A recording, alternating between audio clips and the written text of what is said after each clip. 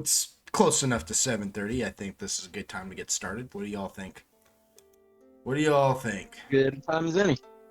All right, well, it's time for another episode of Adventures in Loxos with them old school gamers. Yay! And there was much rejoicing. I am done. Yay! Whoa. Let's woo woo. Oh woo woo. Alright, let's begin with our introductions. Instant ban. Let's begin with our introductions. As always, we got AGTX the Dragons. And he will be playing Yukhnevi, the tank. Oh, the tank slayer, the slayer.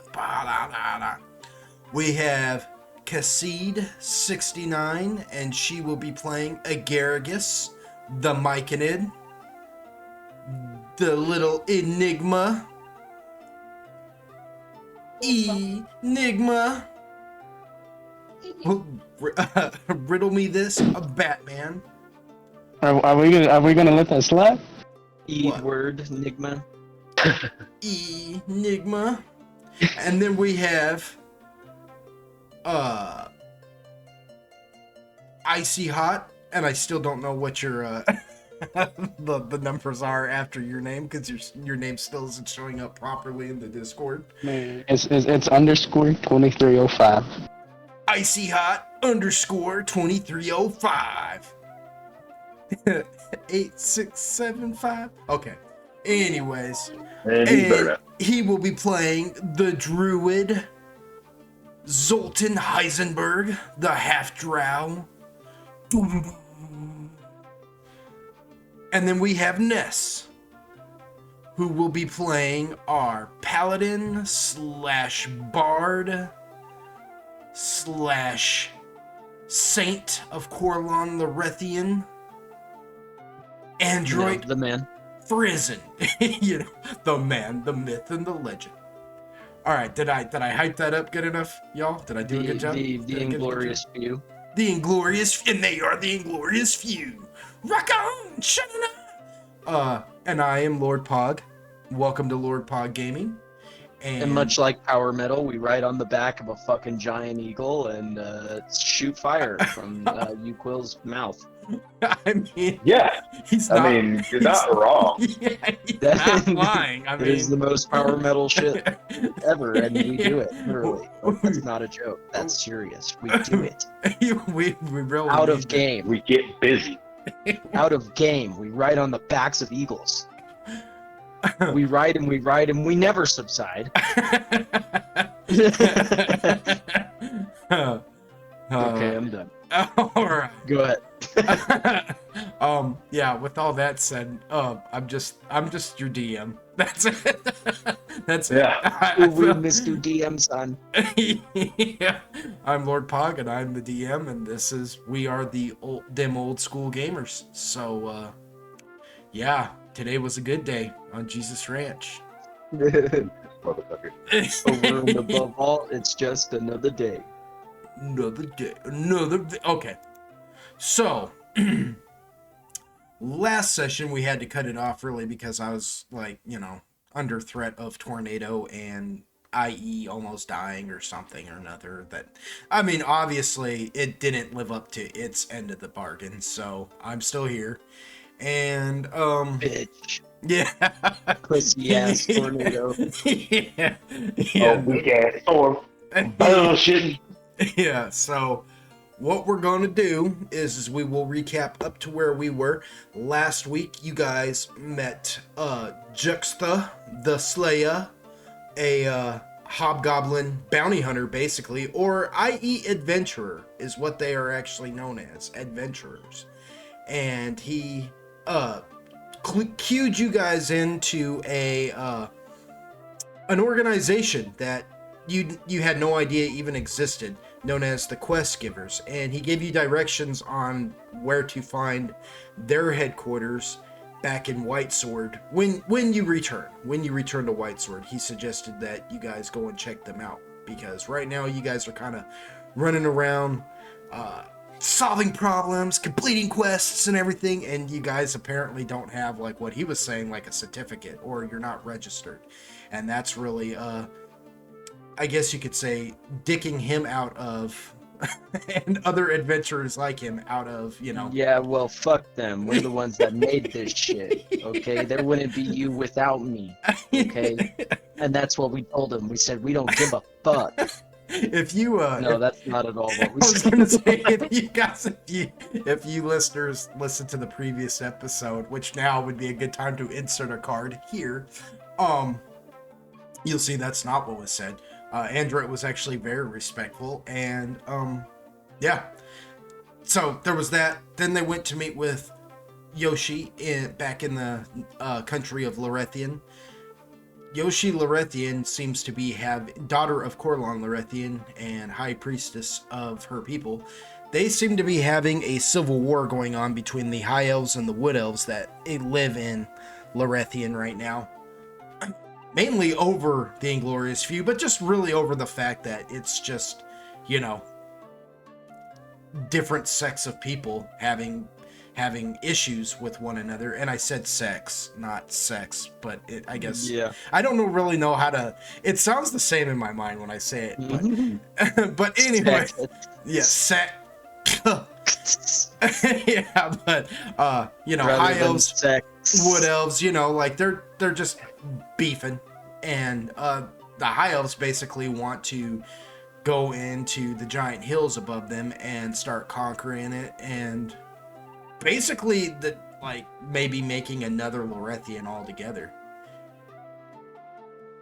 You guys met Yoshi's brother, half brother, and I was calling him Faerun, but that sounds almost too much like Faerun, which is an actual D&D campaign. It's Faerun. So I've been pronouncing it wrong last session. My bad. Faerun. Pronounced his own guy wrong. Yeah, he's a half drow himself. Half. His father was Coralon, his mother was Loth, and he basically made a deal with his dear sister there that he would supply her with plenty of drow troops if the Inglorious Few would come and assist him with a little a little problem. Do the ditty if you want to. A little problem that he seems to be having back at the Underworld, but he's not talking about the western side hemisphere of the Underworld. He's talking about the eastern, which is like clear across the map. So you guys basically took what is called a Mistgate over there, which magically transported you could say, all the way east to the continent of Pangshun, where you guys now are at. And Faerun has basically given you guys free reign, like free run of his house. He is the only male in Drow society that has a house, and it's mainly because he is the son of Loth and Coralon, meaning he's probably pretty uber powerful anyways. Like, the other houses probably couldn't step to him, even if they wanted to. But we know that Drow society is ran primarily by women, so the fact that he's the only male with a house says a lot about him in the first place. He's giving you free run of his house and free protection to roam the Drow city of the Underworld to your heart's content. You, Quill, and Android, you guys were escorted by his, you could say his concierge. You know, his mama. Yeah, well, I mean, not his woman, but like, you know, she's his liaison, if you will, Shylin, and she took you guys to a place called the Purple Lotus, where things are starting to get like kind of tipsy, kind of psychedelic, if you will, Kind of lotus eater. Yeah, while the Faerun guard, I guess you could say, a special guard, is escorting Zoltan and Agaragis to basically like the black market, right? It is the underground market of the Drow City. And because Zoltan is looking for elemental essence so he can craft some more of his stones. What are those stones called? Zoltan, I can't remember what those things are called.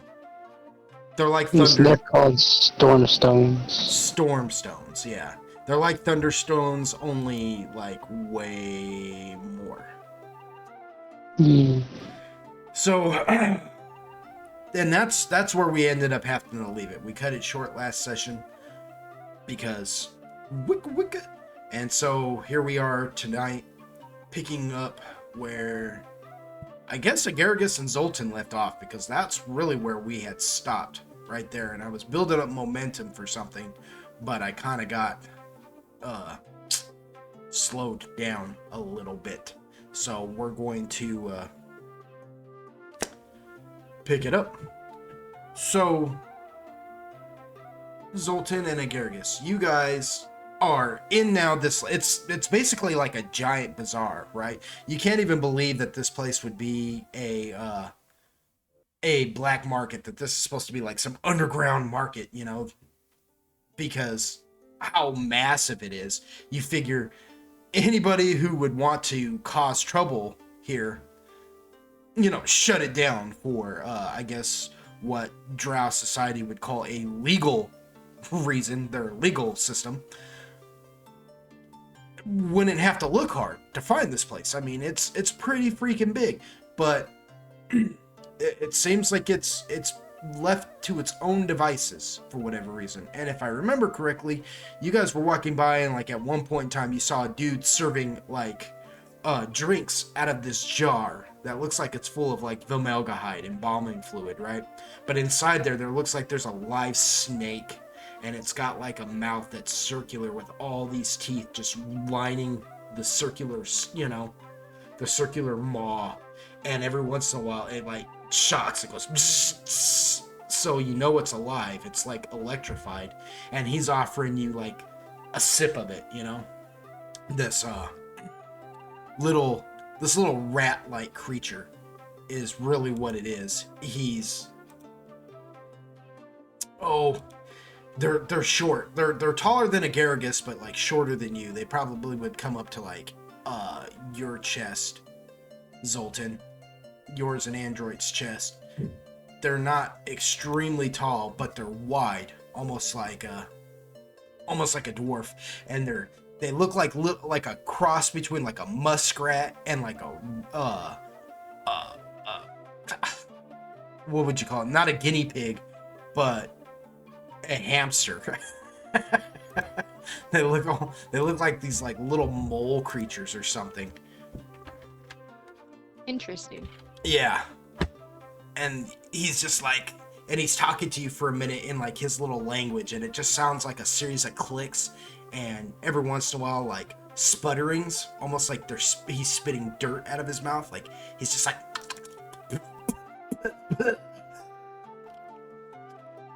and then he's pointing. Oh, yeah.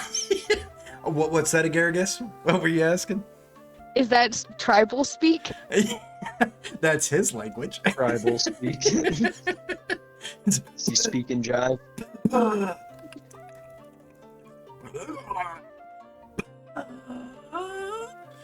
It just sounds like a series of like gibberish, really. But and he's pointing at the jar and then pointing at you two, and then like beckoning for you to come closer, come closer. What do y'all do? Well, first off, Agaragis is not drinking anything that man hands him. it'll be good for you. First of all, Agaragis is like, F it. What about you, Zoltan? Jesus Lord.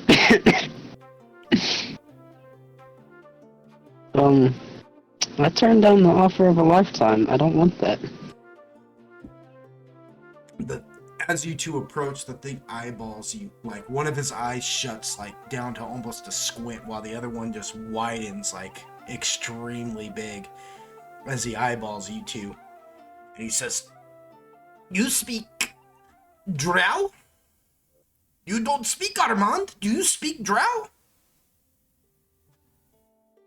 Yes. He says, I speak Drow. We like brothers.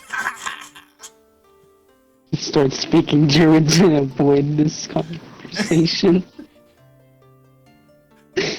When you start speaking Druidic to him, his like ears flicker a little bit, like a cat's does when a breeze hits its inner hairs. It just kind of twitches a little bit. And he says, "I don't know that language. Maybe we're more like distant cousins instead of brothers." He says, "Come, taste the shock sweetness. We call it electrolyte." And he pulls out a little ladle and dips it in there, and pulls out like a little shot glass and pours it in there, and he goes, Taste it, don't be afraid." He like takes another one, pours it in there, and then like hands it out then sets it in front of both Agaragis and you, Zoltan. Says, "First taste is free."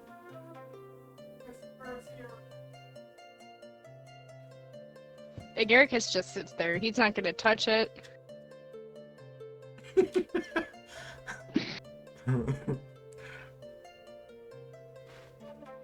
What about you, Zoltan?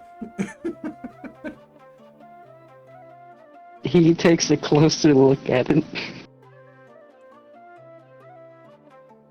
As you take a closer look at, are you talking about the creature or the drink?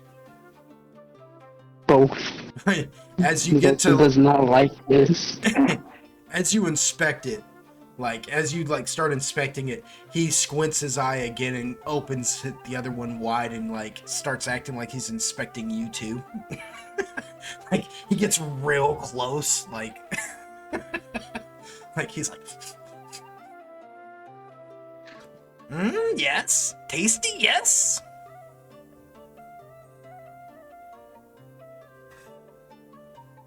So far the guards that are with you have made like no motion to do anything, or guard one, the one that you made friends with, or that you've spoken with. I don't know what you're talking about. I got no friends. Yeah, I hate this place. Yeah, he's standing there, pretty passive. He hasn't said or motioned or anything. He's watching to see what you want to do. Man, Zoltan just gets a small sip of it. He takes a small sip. If he dies, he blames it on Agaragis for not doing anything. Agaricus just like watches him like almost impatiently be like, "What is it? What does it taste like?" Zoltan, when you start to like you start to let it touch your lips and you like dip your tongue in there to get a taste, and the best way to explain it is it tastes like metallic lemonade. Like there's like it's sweet like lemonade, but there's like a metallic taste to it that almost tastes like a like nickel. But that nickel content, once it touches your tongue, it starts to like dance on it. Like you can feel it tastes, like. So it's a Sprite feeling. I want when you you to drink Sprite. more like Pop Rocks. Pop Rocks. Oh no. And when you like instinctively when you stick your tongue out, like from just that feeling, because you've never felt anything just like dance on your tongue in such a way. When you stick your tongue out, you see it looks like a bunch of little arcs of electricity are just dancing on your taste buds, like massaging them and blending in that flavor even deeper, and that sweet and sour of the lemonade taste just, you know, fills your whole jaw, and your jaw just gets watery, and you slurp it back for a minute, and it's good. It's actually surprisingly good, if not a little intoxicating. And Gargus. he claps his hands together. He goes, yes, yes, yes. Mm. Tasty, yes. He's still not gonna drink any, but he's looking after Zoltan a little bit to make sure that he ain't gonna start acting weird or getting sick or something. It is actually, other than just like the oddness of it, it is actually kind of a delightful little drink. Do you finish it off? Yep, I finished it off. Alright, you do that, and you feel like electricity starts shooting out of your ears, right? And your nose begins to bleed. I'm gonna need you to roll. No, I'm just kidding. None of that happens. But Oh, okay. That's nice to know. I was gonna expect hourglass explodes. no, none of that happens. It's just the I'm gonna same. need you to roll a Constitution check. Yeah, it's the same thing as before, only more so now, because it is actually an alcohol drink. You know, it's got liquor in it of some sort. It makes your face, now that you've taken a good full shot of it, it makes your face tingle too, and it kind of glows a little bit. Like Agargus, you can see it. It kind of, Zoltan's face kind of glows almost like a reactor for a minute, but not extremely bright, not like boom, you know. He's not a neon moon per se, but like but it's just like a slight glow, like almost like you don't know if it's just a trick of your eyes or if he's actually kind of, if there's a glow coming off of him. But Zoltan, like, you kind of like kind of have to shake your head a little bit as the electricity just dances, you know, and it feels like that very same feeling you felt on your tongue. Now you feel it kind of like hundreds of fingers, just tiny little electric fingers just arcing across your brain and massaging it for a minute and then subsiding. Said, pop Molly, I went, whoa! Yeah. And he goes, you want more? Yes? You want more?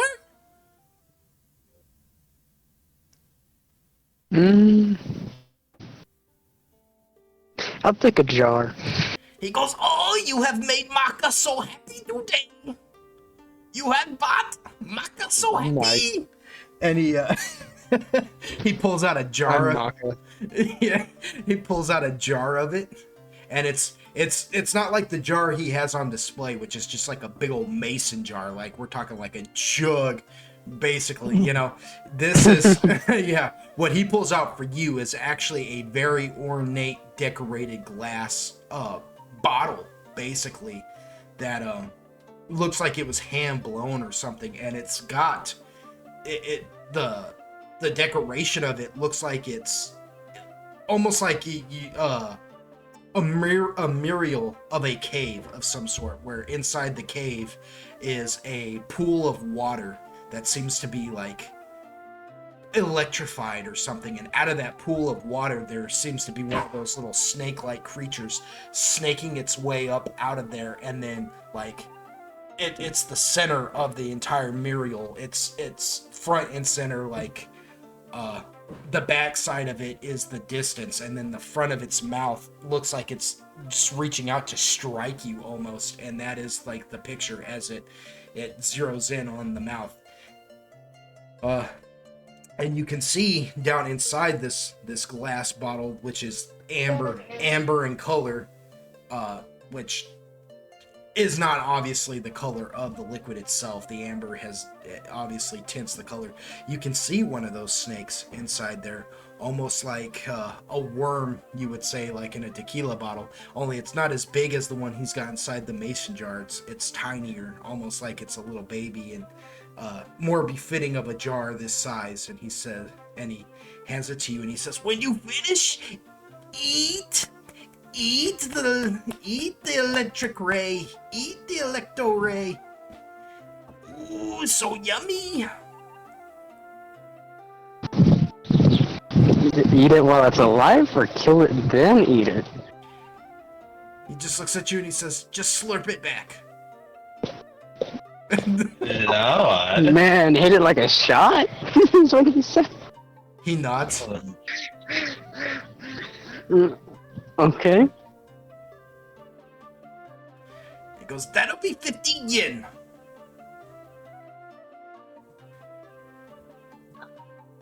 I thought it was 50 free. what? 50 yen. First shot was free. No, sir. I only got You will dollars. get 50 gold. He looks at when you drop that gold, on the counter, he looks at it all wide-eyed and he goes, "You have gold?" Not much. Wait, Android's with us? No, Android's not with you. No. I don't know why Android's talking right now. I'm just saying. 50 yen. No, sir. 50 yen is not gonna do it for us, Chief. We don't have 50 It's not yen, it's not yen, it's yin. Yen. What did I say? You said yin. Yin. Which one of you is breathing like? Which one of you sounds like you've got your microphone in his nostril? Probably icy. Oh, okay. I was gonna say it might be me, but I do that from She time to said, time, you know. I just for fucking shits and giggles. He looks and he takes like the 50 gold and he says, yes, yeah, that transfers properly, and he like slides it and he looks at you, Zoltan, and he says, Hey, I thought we were on this person's tab. Can I not put it on his tab? who are you asking? Oh, Are you sorry. asking me, the DM, or are you asking him, Maka? No, there's a guard with me, right? Yeah. Yes, the guard, he looks in. Yeah, as you say that, the guard reaches out and like snatches Maka by the wrist and squeezes it, and he goes, "You put that on the tab of Lord Veyron. Now."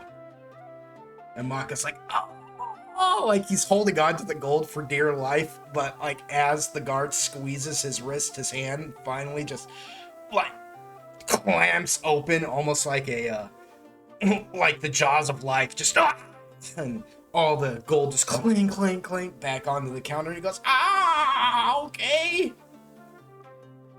He's like, filthy little creature. He goes, fine. I will send the bill to Lord Veyron. And the guard goes, yeah, you will.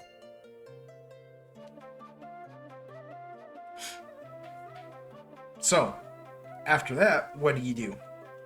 I suppose you gather back up your gold, and you do what? I gave him 2 pieces of gold and say sorry for the trouble and walk away. He takes the 2 pieces of gold, and he just looks at you, and he's like, oh, and he like bites on it. He goes, that's real gold. And he like stops for a minute and like squints his eye at you again, widening his one eye, and he looks you up and down, and he says, come here. And he leans in as close to you as you will let him, and he says, word to the wise from old Maka. Let no one else know that you have gold here. Gold is a precious rarity in these lands. Ready?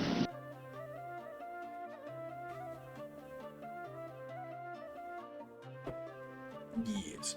Girgis, go ahead and roll me a spot check real fast.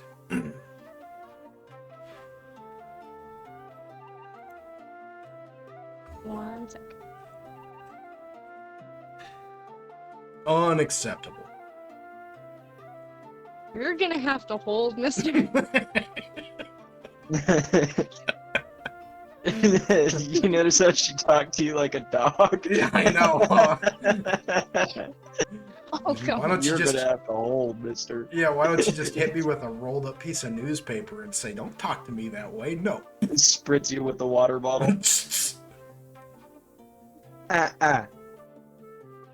You potty outside. You can.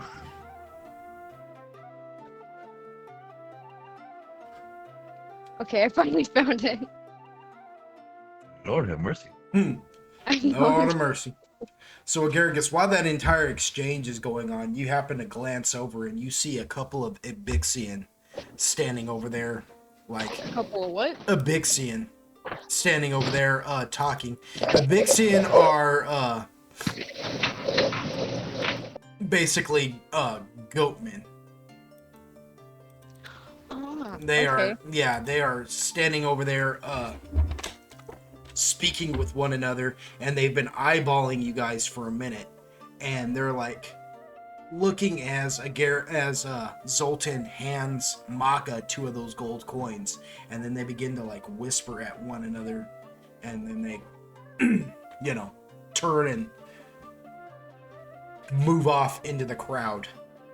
They don't realize that you're watching them, mainly because they don't know where your eyes are actually located on your grill. So you Me go, neither. yeah, so you go unnoticed. You go unnoticed at watching them, but they definitely took notice of Zoltan and his gold. And they move off into the crowd.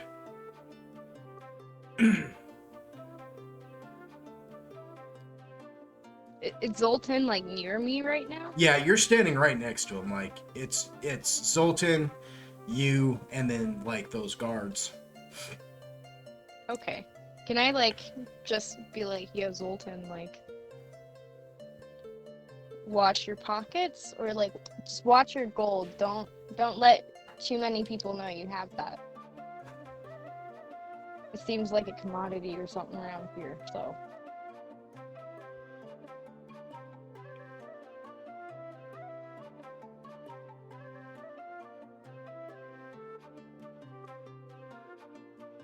So guard 1, he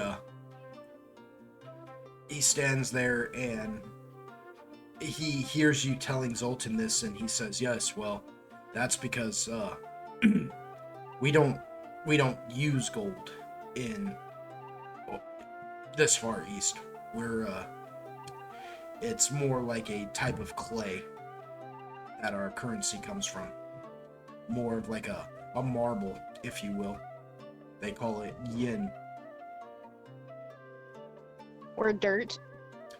Well, I mean, I'm playing. he goes, yeah, he kind of laughs. He goes, I mean, sort of, but it's like a special kind of clay that you can marble solid. It's precious. It's precious enough, but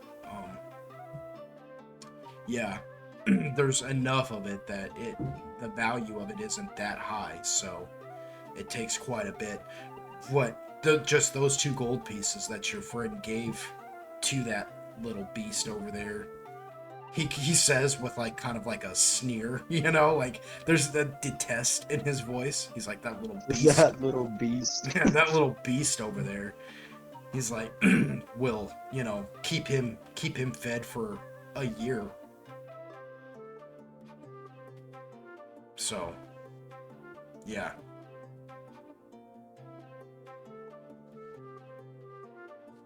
That's very benevolent of him.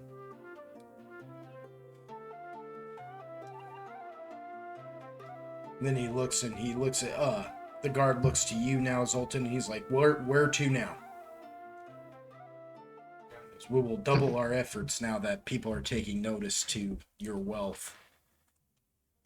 Yeah, rich man.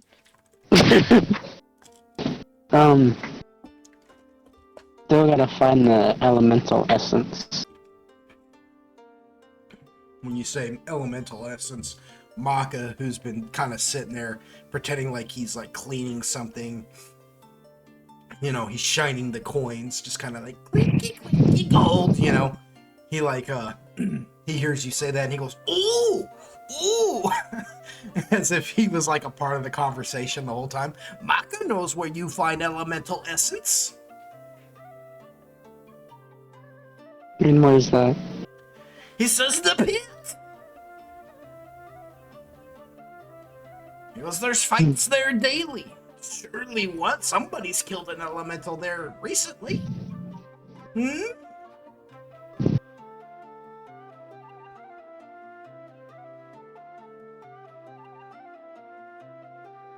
Says, get there early, you do, before the vendors get it, and you may get good price.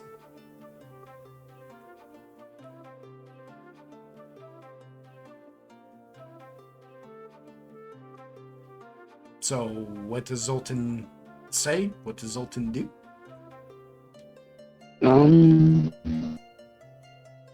He thanks him, and I guess we're heading over to the pit. I don't know what time it is down there. Everything's dark with lights. But, you know, I don't know the day. Before you have a chance to like scurry off, Maka grabs at you and he goes, for 1 more gold, I can show you the way to pit. Yes, I can. Yes, I can. And when he does that, the freaking guard reaches over and like slaps him on top of his head, just whap. He's like, we know the way to the pit.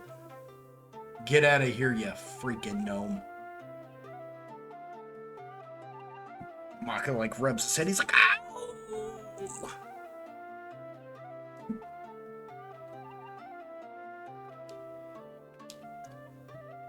So, decisions.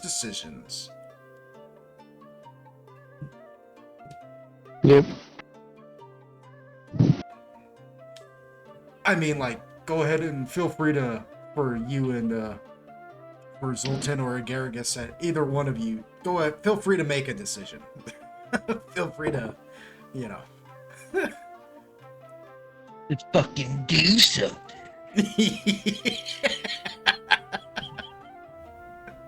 Yeah, you know.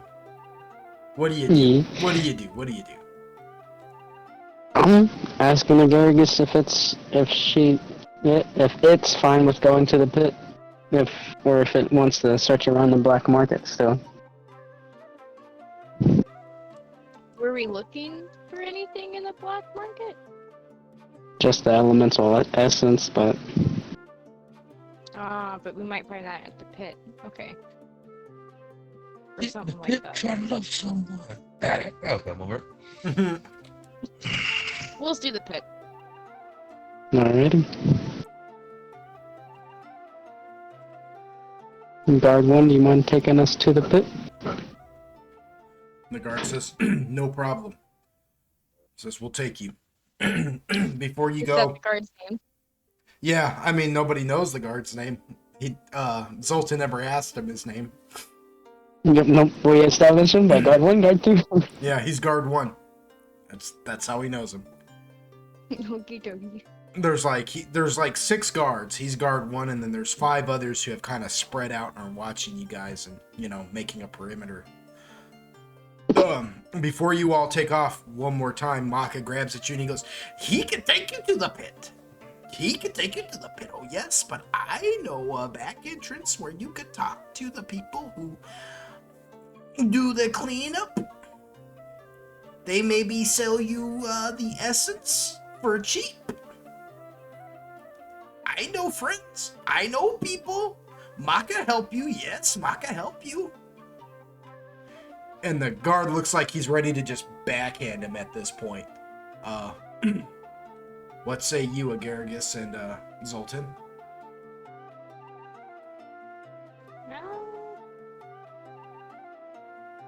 Garrus just kind of looks at Zoltan. We're good, Maka. There's no need to be so persistent. I'm pretty sure that if you keep doing this, the guards will probably take you off, so we're good. Oh, fine. He goes, be safe. He kind of nibbles at his nail, like, nervously. The guard begins walking with you all, and he's like, oh, I can't stand those things. We call them gnomes, but I think they're really called like armans or something like that. Filthy little creatures. Normally they serve the Desmodu, but filthy. He just kind of shudders.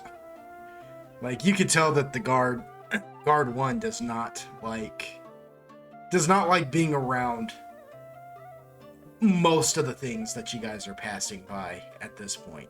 Because again, you see all manner of things. You know, there are Illithid there. There are the Illumini there.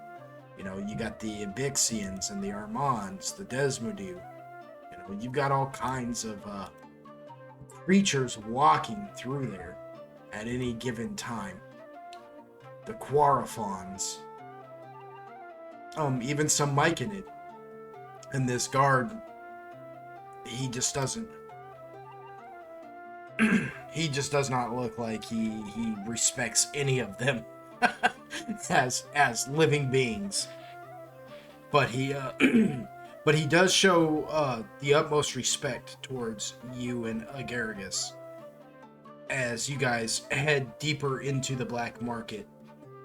You pass by other vendors selling things. Some are selling like what looks like weaponry of some sort, crazy weaponry of some sort. Like one guy, he's demonstrating. He's got a wooden mannequin head. It's like a humanoid head carved out of wood, and it's like a bust, and it's sitting on this table, and then he's got this like little disc thing in his hand with a chain attached to it that's hooked to his arm, and he's like now watch, and he throws that disc, and as it throws it, it lands on top of the mannequin, the wooden bust's head, perfectly like a hat, and then what looks like a chain screen falls down, covering it, almost like a bee catcher's mask, you know, netted hat. It just falls down over the thing, and you watch as it sinks down further over the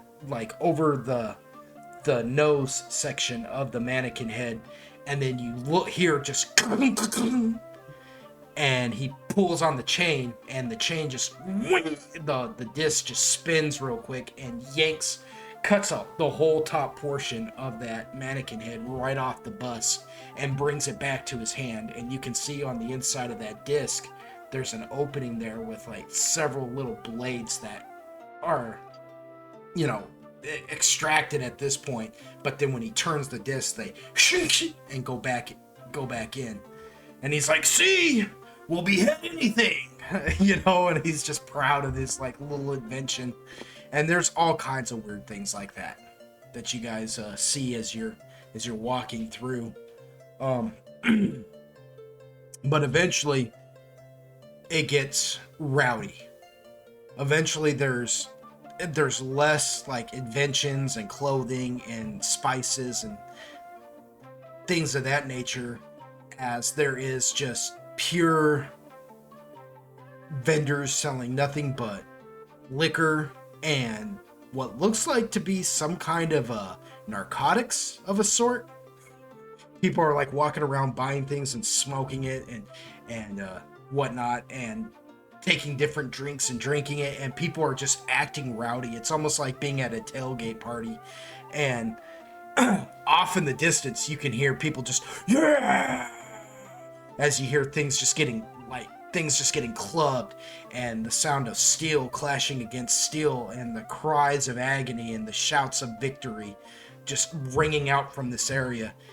And you see what looks to be like a circular shaped, almost dome with seats all lining the inside of it, and people in there, and it's a rickety structure. It's made out of wood, and as the people are like standing there and shouting and just the whole structure itself wants to sway to and fro, almost like it's going to bend and break any second now.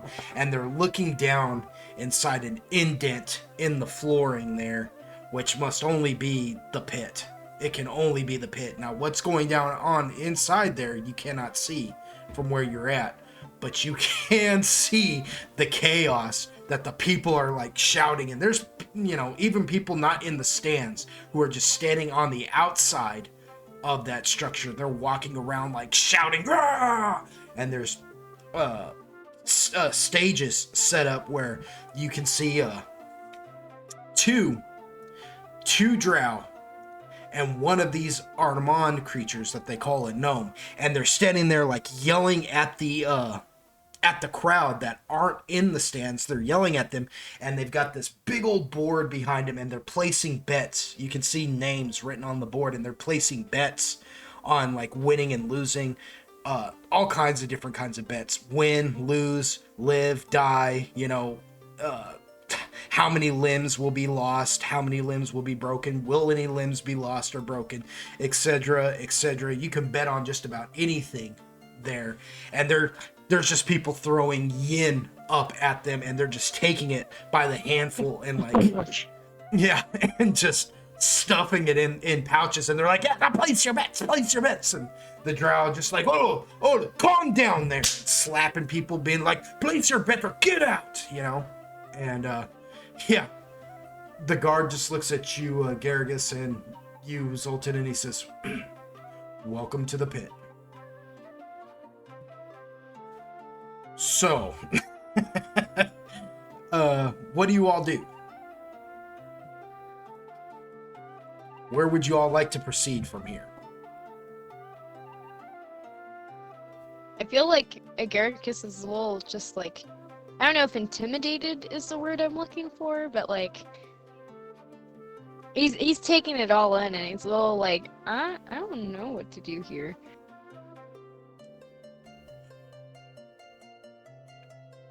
What about you, Zoltan?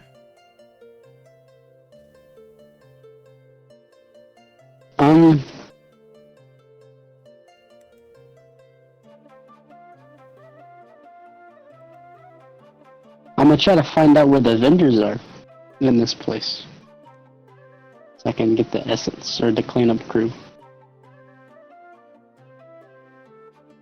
The guard says, right, well, the only vendors you're gonna find around here are the ones selling either Lotus or, other things of that nature, or the liquor.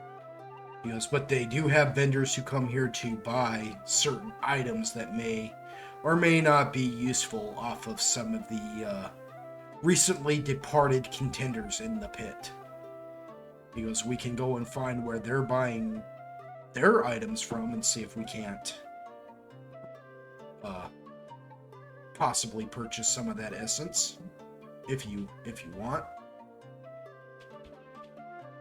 Yeah, sounds good.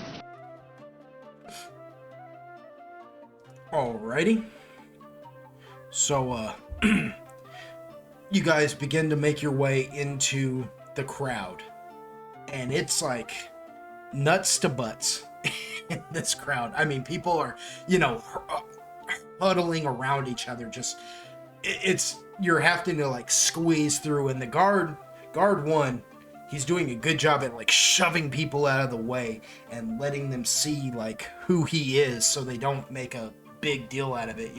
Every once in a while he'll shove somebody and they'll spin around like they're gonna do something, and they'll see that he's one of the men of Veyron, and they'll like, sorry, I shouldn't have been standing there, and they'll like move out of their way and stuff. At one point in time, you bump into an Illithid, and the Illithid turns around and like opens up. You see this creature just open up, like the tentacles on its face just fly back and open up, and then the inside there's this tiny little mouth just full of razor sharp teeth, and it's like and the Veyron guard just hauls back and punches it right in its mouth. I mean, just boom, socks it, and it falls down. And he goes, yeah. And he just points to another one of the guards. It's like, clean that up. You know, and keeps pushing you guys through.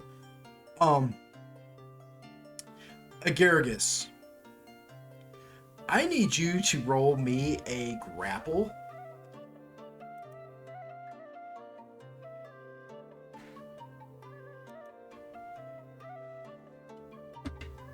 Okay, 1 sec.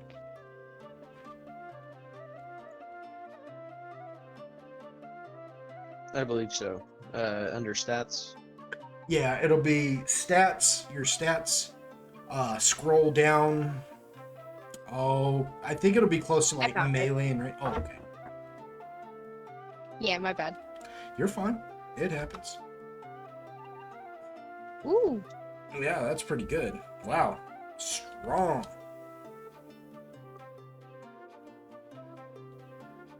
Okay, so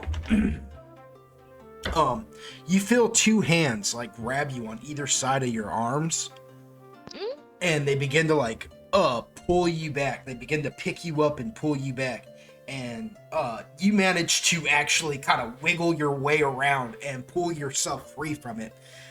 But they pulled you back just enough to like into the crowd that because everything is just so mushed together already, Zoltan and the guard have like pushed their way ahead of you. So now everybody is much taller than you are. So you've lost sight of them, but you turn around to see two of those Abixian, those goat men who were like eyeballing you and Zoltan earlier. They you see that it was them trying to like grab you and capture you, but you're like free now and you're just like facing them down. What do you want to do? I feel like you said there's like 6 guards around us, right? Or Yeah, like, there's 6. 5 of them are making perimeters, and one of them is actually like leading you and Zoltan. Yeah. Okay, I don't know quite what Agaricus will say, but I feel like he'll try to like yell out to get somebody's attention. Or Oh. like even try to like touch him, I don't know. All right. Let me roll something here. Let's see, we're at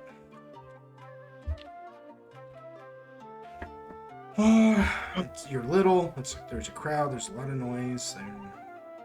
All right. I'm a child. No. Yeah. I mean you Oh, wow. I rolled a 23 though. Even at that disadvantage.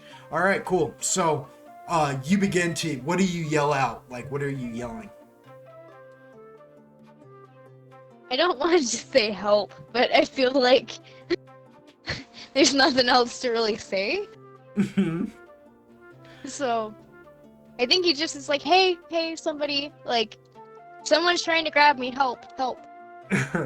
So you start yelling that, and the Abixian kind of just like sneer at you with like half grins, like thinking, yeah, nobody can save you, you know, and they start to move in on you. But as they do, you watch as like one of the guards just out of nowhere comes jumping up over the crowd, and from behind them both, he just pulls out 2 daggers and stabs them both. Like, he stabs one right through the back of his head, like out his throat, just pinning him to the ground. But the other one, he doesn't do that to. The other one, he puts in like a headlock and puts the blade up to his throat like that, and just puts him in a like a chokehold type of thing and holds him there for a minute, you know? Whoa. And yeah, and he begins to like speak to him in Abixian for a minute, you know, and you can see that the Abixian is just like, he's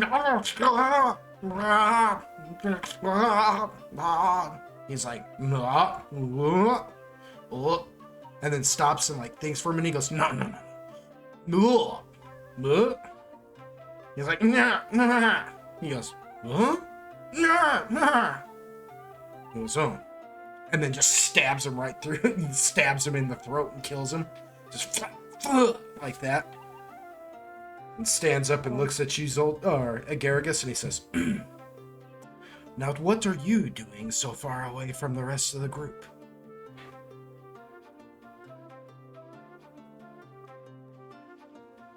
Agaricus just kind of like nods his head and says, "Thank you," and then turns around and tries to scurry as fast as he can back up to Zoltan. The guard watches you do that, and he just kind of looks panicked for a minute. He's like, "Wait!" And he like starts following you and like trying to push the the crowd, trying to keep them off of you. He's like, "Wait, Yeah. wait! You don't understand. Go ahead and roll me a listen." Because, like, you are in a huge crowd, and, you know, he's trying to say something to you, but he could be getting drowned out. Is listen and skill? Yes, listen is in skills. And the thing about skills on your character sheet is everything's in alphabetical order, so. Ooh. Yeah. Yeah, you can hear him saying something, but it gets drowned out, you know, when you're like rushing, you know what I mean? Go ahead and roll me a reflex. Mm.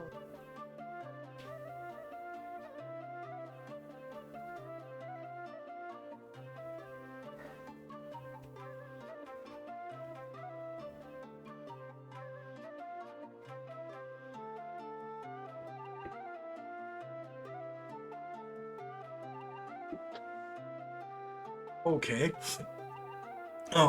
As you're like moving through there, through the crowd and everything, you just barely duck under the what looks like a huge, like a big old blue like foot. You know, Okay. like tries, yeah, a big old blue foot, like it's like a clawed, foot. Just comes trying to like kick you. And it's rearing back almost like a horse would, you know, just like kind of, and it tries to like buck you, but you like manage to duck around it. And the thing that it's attached to is this like four-legged, like the bottom half of its body looks almost like a horse, only it's more set up like a cat's would be, like a cat's body would be than a horse. And it's muscular and blue, but it's all bumpy. And then the top half of it is like that of a humanoid, except like its face is all deformed. It's like its face looks like it's melted or something. It's got like several mouths on it that are not placed symmetrical to its proportioned head, which its head's all bumpy and deformed itself. And it's got several eyes on it that are also not asymmetrical on its head. It's got these big old blue hands, and the thing just looks like this mutated like horseman type creature as it tries to like kick you, and you duck underneath of it and just barely dodge. It tries to grab you. Agaricus, go ahead and roll a grapple with this thing.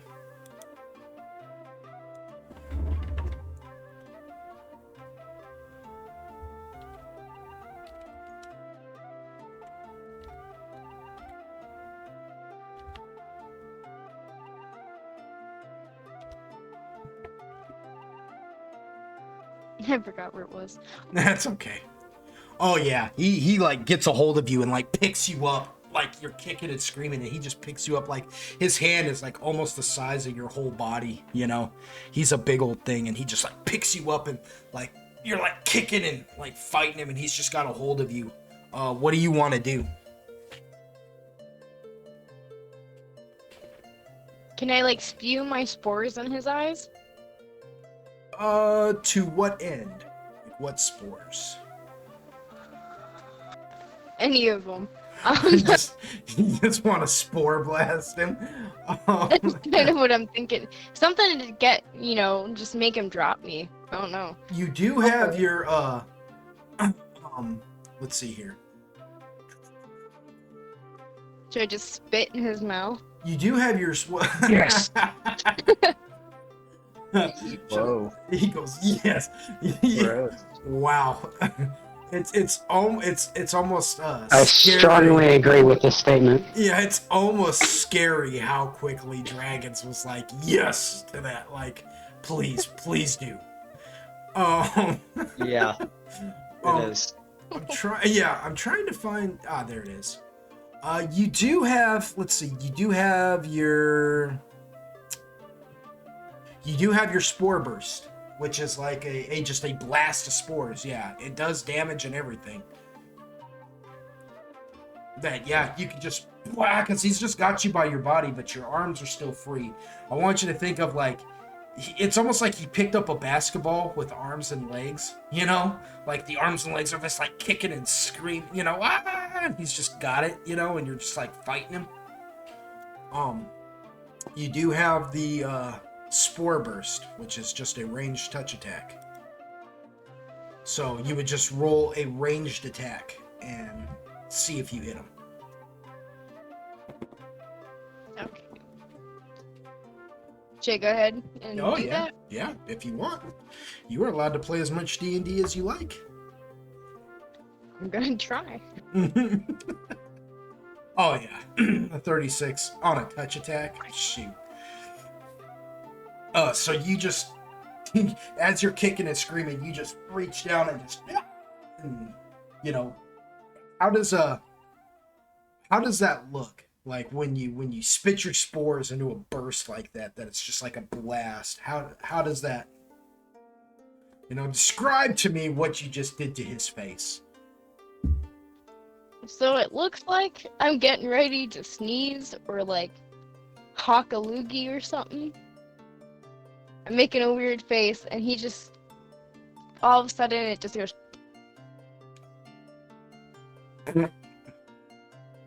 Like that? Yeah, my little cap just, and I cover his whole face, get in his eyes and it's like his nose and his mouth. Oh man, so yeah, like it's It's like a shotgun blast. I imagine it's got like intensity too. It's just like Little son of a bitch. yeah, you know. All right, roll 96. Spadoodles.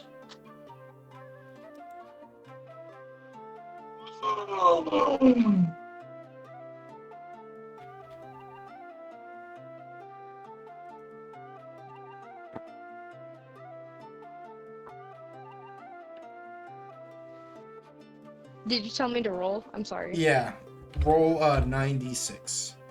Ugh. Okay, one sec.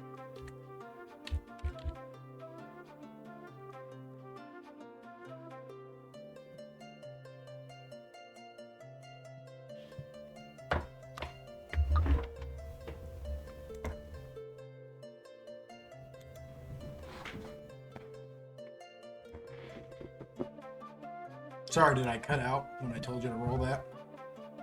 No, that was on me. Oh, okay. I thought you said something to roll, but yeah, my bad. No, that's okay. Shoot. I think I effed that up though. Hold on. Let me make sure. Hell yeah. Heck yeah, you know how we do. You can't take back my 27. I Okay. can do whatever I want. That's what we do. G. Let's see if that'll show up. A, B, C. Easy as 1, 2, 3. No. Oh, it's okay. What's your dexterity? Oh, I don't know. It's in It your is stats. 14.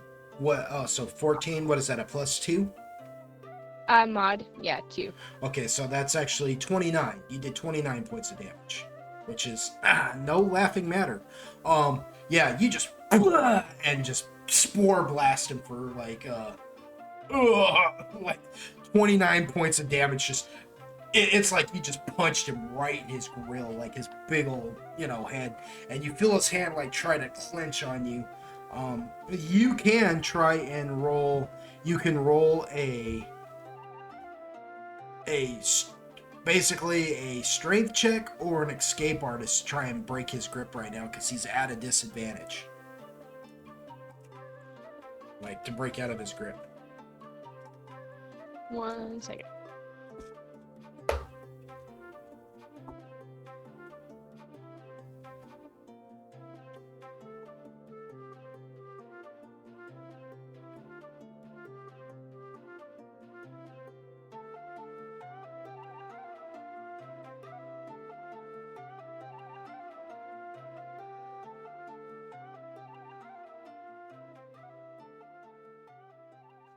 Okie dokie. Okay, not bad. Not bad. Oh, not bad.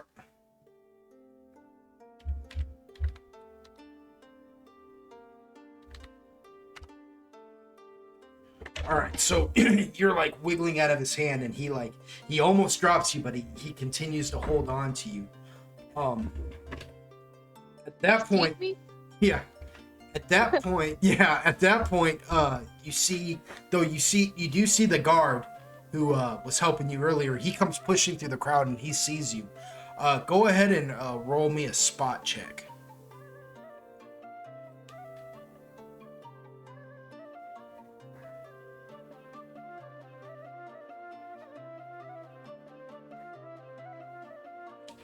All right, so in all, he looks like he's about to come and help you, and in all the chaos that's ensuing and you trying to break his grip, you don't see what looks to be a mind flare come walking up behind him and fuck. he pulls out this dagger and slides it between the rib cages of this guard and just kills him instantly. Like, he quickly wraps his tentacles over the guard's head, and you hear like a crunching nasty sound, and then Oh, fuck you. and then he drops the guard, just lets that guard, when his tentacles leave, you watch Agaricus as the guard's head has been cracked open like a hard-boiled egg, and blood is just pouring down his face, but where there should be a brain, there's nothing. And he just looks at you wide-eyed, but you can tell there's nothing there, and he just hits his knees and falls down flat. And that's the last thing you see before that big old blue thing just bounces you off the floor. Roll me a will save. No, roll me a fortitude. Oh, fortitude. Yeah. Fortitude? Yes. You're gonna have to roll high for this, high. Okay, don't jinx it. Well, what's your modifier? I'll tell you this. I'll tell you this right now. What's your modifier? Okay, is On your- fortitude in stats? Yeah, no, it's in it's in stats, and it's just right below all your stats right there. You'll see fort, reflex, will. Okay, so my total is 6 and I got no modifier. Oh, okay, well. Yeah. Okay, so hold on. Okay, hold on. And I hold roll on. something else. No, this is what you gotta roll. Alright, well I'm gonna adjust it accordingly to what you gotta roll. Okay, go for it.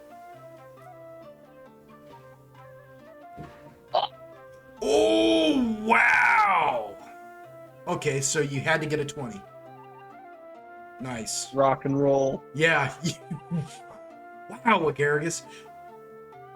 You kind of pissed me off a little. You're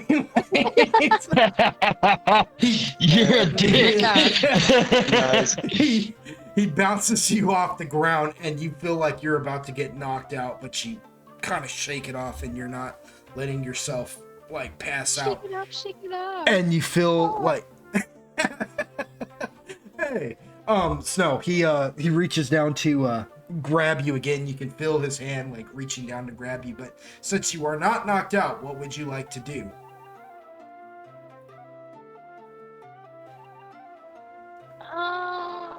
Give me 1 second. Let me ponder. T minus 10, 9, Okay. 8. No, I'm kidding. Okay. You're like, oh jeez. He said, Lord, You wanna Jesus, talk about help me. drawing a blank. Yeah. You start pulling that shit, she's gonna just shut down. My body will Okay. Fucking like my old car when you put the CD in error. Thank you, Mr. D. Thank you, Mr. DM, for breaking my girlfriend. It's just funny. I'm gonna have You wanna kill that character, just start counting down. She'll I'll panic every time. She'll panic and you'll kill the character.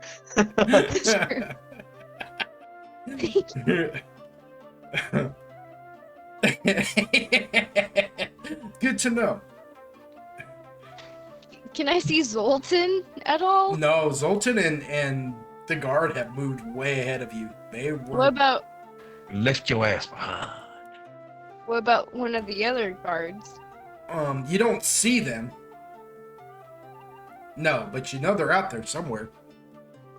Can I run and scream if I can get up? Yes, you can. I'll tell you what, because you're technically you're prone. I will let you roll a tumble, and see if you can't like just kind of roll to your feet and start screaming for help. What is your tumble modifier? That's in skills, This and it motherfucker will said be James Bond rule, bitch. yeah. Jay's on them feet. It'll be more like a scramble, but it's the best I really got for, a tumble. But it's a scramble, really. You're just kind of scrambling away, like no, kind of scurrying, like no. I don't know you. That's my purse.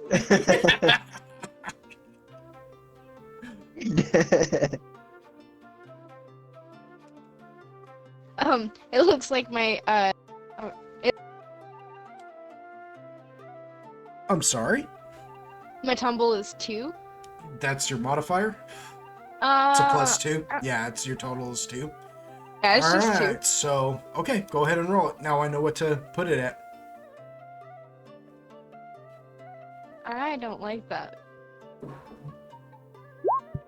Oh God, yeah. So no, you do not. He does. You try to scramble away, but he gets his hand on you, and I will allow you to try and roll a grapple with him again. Okay, thank you. I'll do that.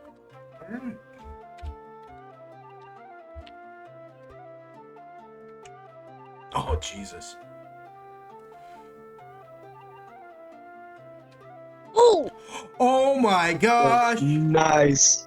Oh my gosh. All right. Well, hold on. Legendary D&D moment. Yeah, I mean, like that is incredible, and I'm going to show you why. And I don't even care if you guys see the modifiers or what is that.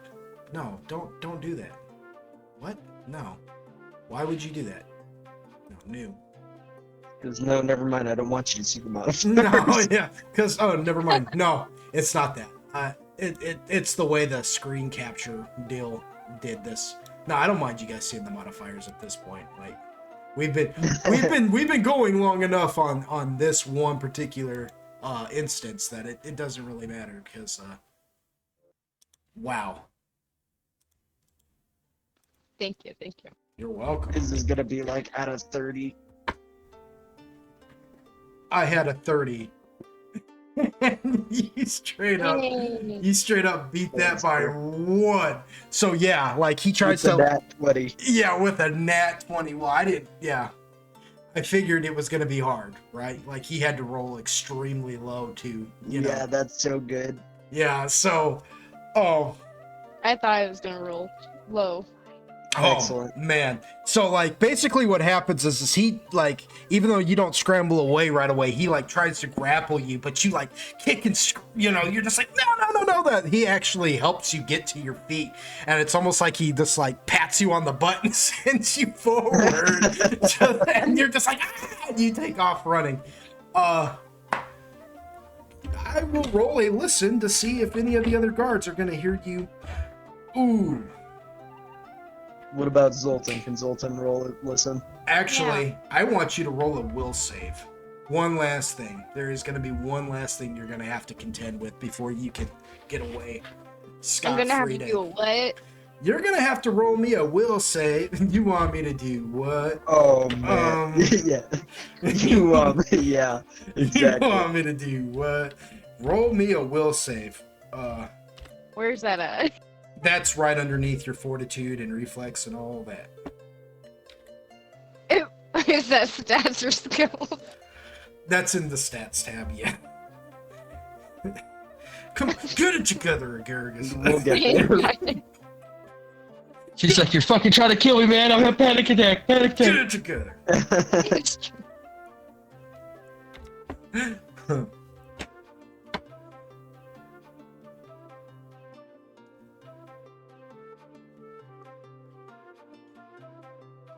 Okay. Oh, nice. Okay, hold on. Now this is funny.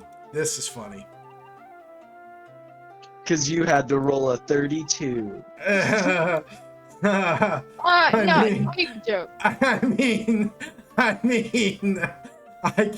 can't even make this stuff up. This is what I love about Dungeons and Dragons. This is what I love about Dungeons and Dragons.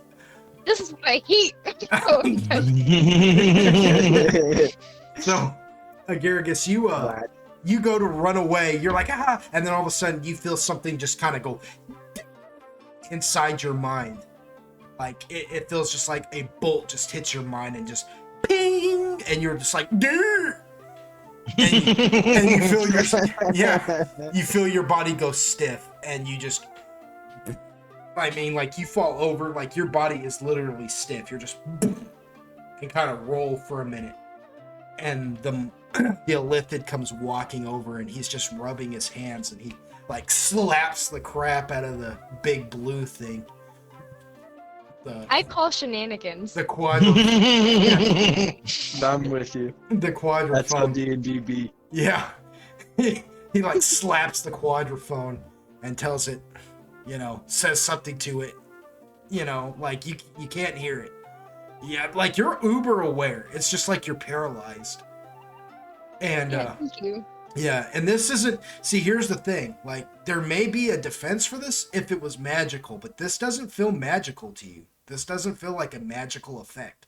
This is No. something completely different that he's done here to you. I don't think I've ever felt this way before. Yeah, and he like, Not in a good way. Oh. oh, I'm sorry. Anyways, but anyway, he tells you to, and then he points down at you, and the thing picks you up, and then just kind of looks around and just starts carrying you off, and the creature just like looks, the illithid just looks around, like, and he's just like, you all, they vanish, as they carry you off. So, Android and you quill. Yeah, that's what I thought. Wonderful. I'm gonna have to deal with you, Quill's lotus eating ass. He's chasing some tank. Strange. So you, Yeah. some strange, LeBron James, His arm. Yes. Yes.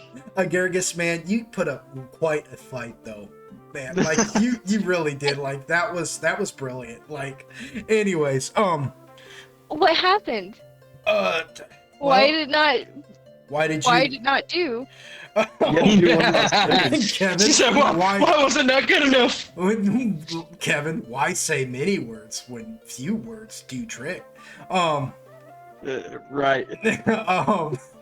So, you Quill, you have been led through you are taken to like out of the dance floor, right? Because that's where we left you. You were dancing, and she was Shyla was leading you and stuff, and they take you through the dance floor down this like little like tunnel, right? And you guys could still hear that music bumping, the wah wah wah wah, but now it's becoming like more rhythmic, and they've actually added a drum somewhere down one of these hallways, to the music, so it's like going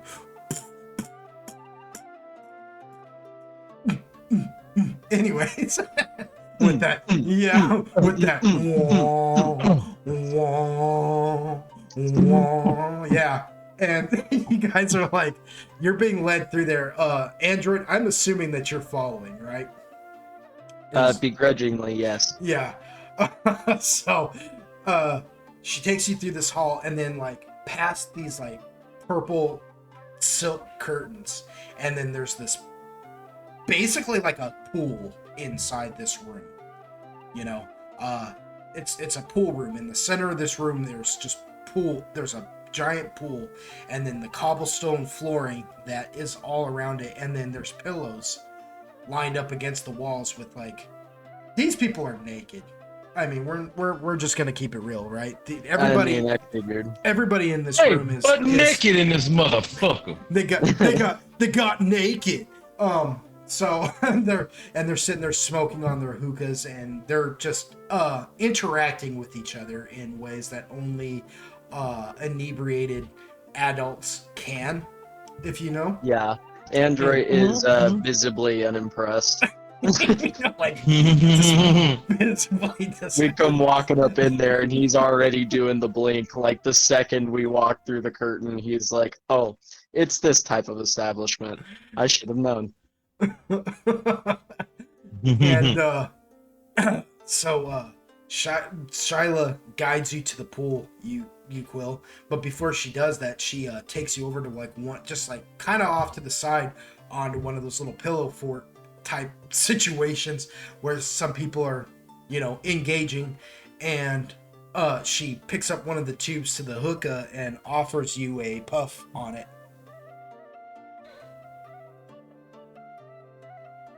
You ain't no punk bitch. So when you do that, she takes this like little, what looks like a little stick of incense that just has this ember that's burning on it, and she lights the top of it, and, you know, as you inhale, go ahead and roll me a fortitude save. Oh, both? Oh no, just you, Quill. You are fine. Okay, cool. You got a I little, was like, why? you got a little, you know, dizzy. You got a little giddy when they poured the water, but all right. So you, Quill, you're still, you are still holding on, right? Like you are still like, but I mean now, man, everything's just like a haze. I mean, it's just like, you know, Haze! you're pretty sure that like, even though you didn't hear it before, you're pretty sure somebody's added like a steel lute to the music now. All of a sudden you can now hear It's just like a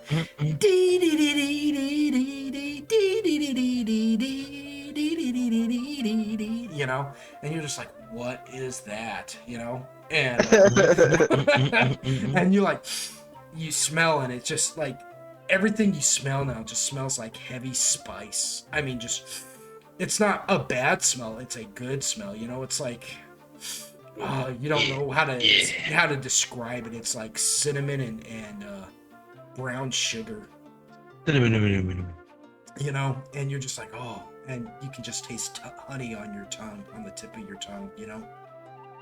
And Shyla walks up to you, and she's got what looks like a sliced orange, but you can't really quite make out the color of it, but it looks like a sliced orange, you know.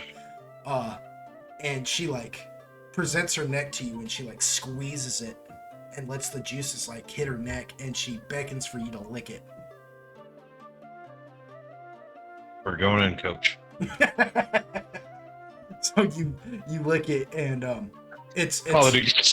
We're going dark. yeah, it tastes like honey, but it's also mixed with like the salt of her sweat, and it's weirdly delightful, and it doesn't inebriate you. It's some kind of fruit. You don't know what it is. It's not an orange. It's not a lemon. It's, you know what I mean? Like you've never had. But it's tasty. Yeah, you've never had a lime before, but it's nothing like that, right? But like it's not lemon and it's not orange. You don't know what it is. It's kind of bitter in a way, but not terribly. And but what it does is it just like intensifies that feeling that you got. You're like, whoa, and now it's like, wow. Like in your mind's eye, you see nothing but like technicolored lights like bursting behind you, like all around you, and out of your ears you're sure there's flowers just blooming, just spewing from your head. You're just like, whoa, and this is happening in your mind's eye. And you're like, but you're reacting to it, like your arms are outstretching and your eyes are widening and you're getting a big old grin on your face, so you're just kind of like, you don't even realize it, but you're laughing out loud.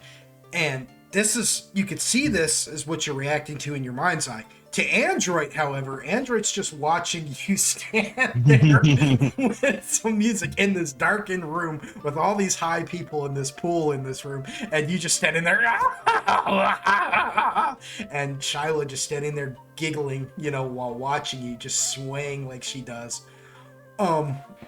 Android, any thoughts on this while this is going on?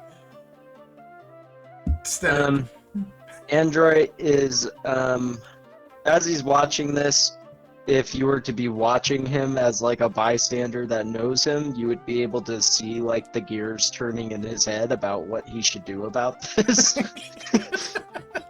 You know what I mean? Like, if Solar were to be looking at him, he would see Android with his like hand over his mouth, squinty-eyed, just kind of observing the situation, like, fuck.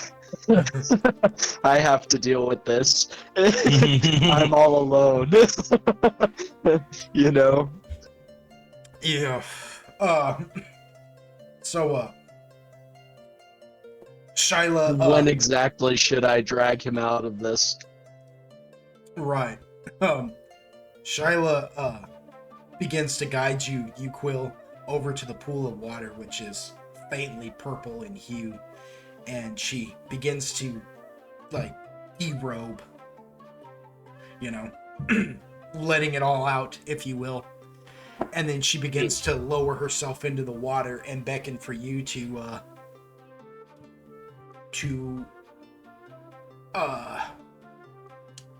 what's the word? Join, I guess.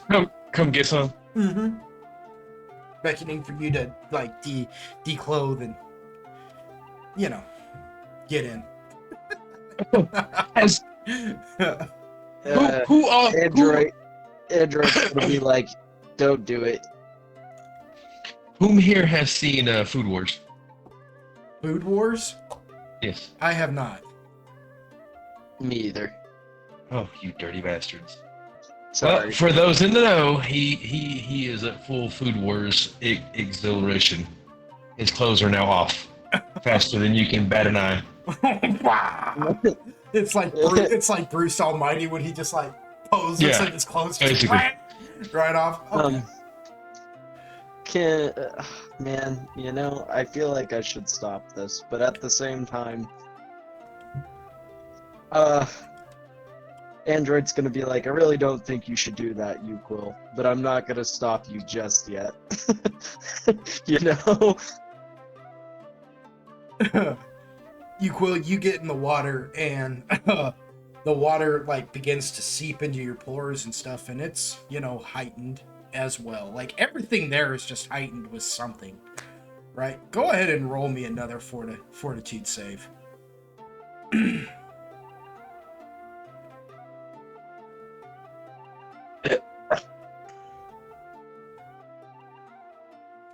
Oh, man. We're faltering, boys! Yeah. You are sufficiently done. Like, I'm not saying that, like, you're blacked out and you're like, oh, you know what I mean? But, like, you've basically given up the ghost. You've given into this. You're ready to go. You know what I mean? Like,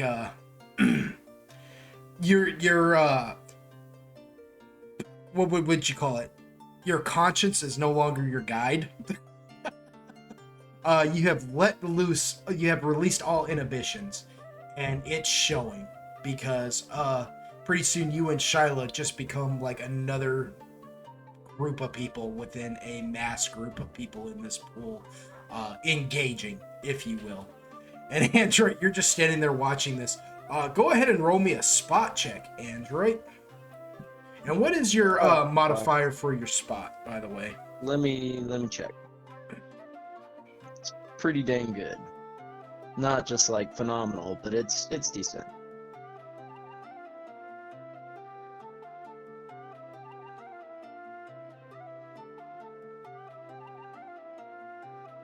Intermission, motherfucking. Just play some music. T-minus 10, 9, 8. No, now you're gonna make me shut down. Spot? Yeah. What is your total for that? What is your total mark? It is a 14. A 14. Okay. All right. I know what your DC is. Fuck. So it is so dark in there, right?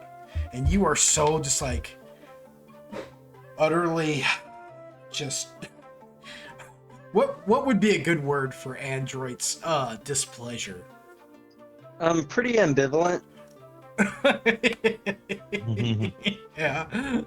So He's just confused and he has a mix of emotions, but most of them are negative. And he doesn't quite know how to feel about this because he's like, fuck, I just lost you, Quill, to the fucking, like, river of sticks. You know?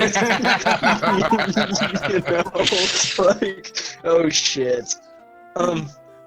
From Android's perspective, and I don't necessarily have a detect magic, but would he, like, assume that this was magic or drugs? I would think that you would think this is drugs. Yeah, That this is. that's kind of. I don't want to say like, but it is substance. It's narcotic. Yeah. You know That what I mean? fucking sucks. Yeah. This is not magical really at all. I mean, I guess you could say this place is magical, but it's magically delicious. But like, you know, as far as like sorcery or any of the wizarding arts, no, there's really none of that going on there. You know? That's kind of what I figured. Yeah, it's just, you know, a den of iniquity. Yeah.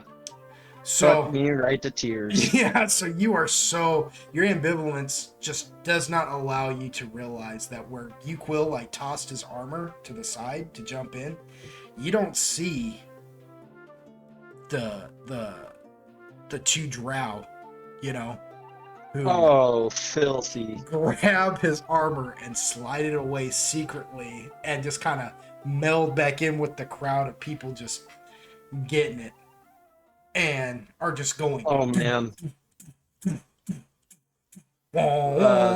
ding, ding, you know, like you don't see that that take place at all. You don't see these drow dudes. I crawl in my bag of holding. I'm kidding. But fuck. Yeah, they just, and they're gone. They are gone. Zoltan, how's it going? Are you with us? Boy, you guys are just having a good old time tonight, aren't you? No, I'm having a good time. Nothing's happened to me yet. I'm doing good. Well, get ready, because you're about to get fucked. In the butt. Not as much as paying it. shoe, What? motherfucker. Ding a ding a ding ding ding ding ding. Said what? All right, so Zoltan, you and Guard 1 push your way through, and you get up to a group of merchantmen who are standing there. One of them's like a Desmodoo, giant bat-like man, creature, if you will, not even man, but a giant humanoid bat-like creature. One of them is. Now, why did it do that? Weird. One of them, yeah, I don't know what happened there. One of them is one of them is a Desmodoo, just this large bat. You know these creatures too, like you know what the Desmodoo is, so it's not like he's that surprising to you. But he, Oh my god. he's just this large merchant, and a lot of them are actually Desmodoos like this. You see one Desmodoo, a couple of the little Armands. That seem to be working with him actually in particular, and then some Abixian who and these guys all seem to be like in heavy competition with each other for these for like I guess you could say to be in the front of the line.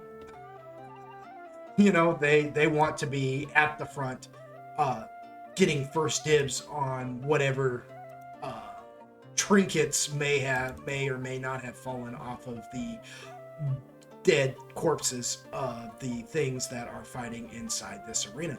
You do see a couple of Myconid too, who look like they're merchants just hanging out. You know, yeah. So, Agaricus, look at that. as you turn to say that, you realize that Agaricus is no longer with you.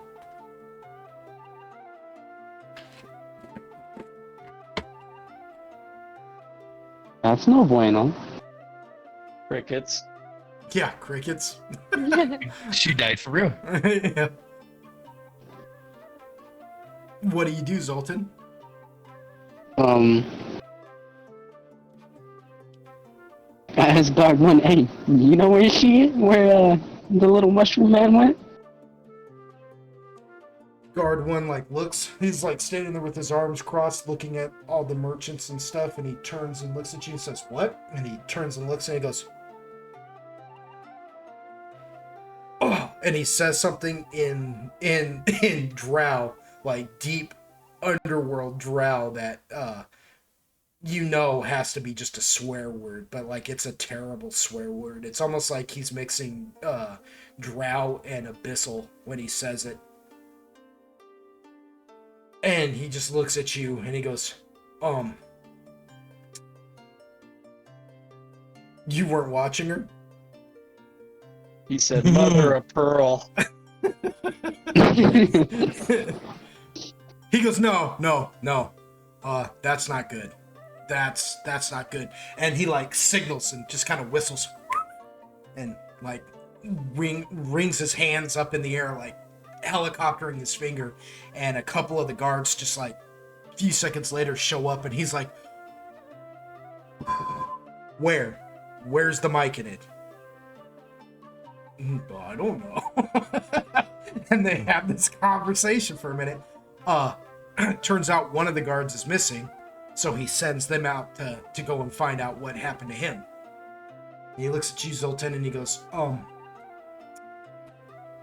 so it appears we might have lost your friend.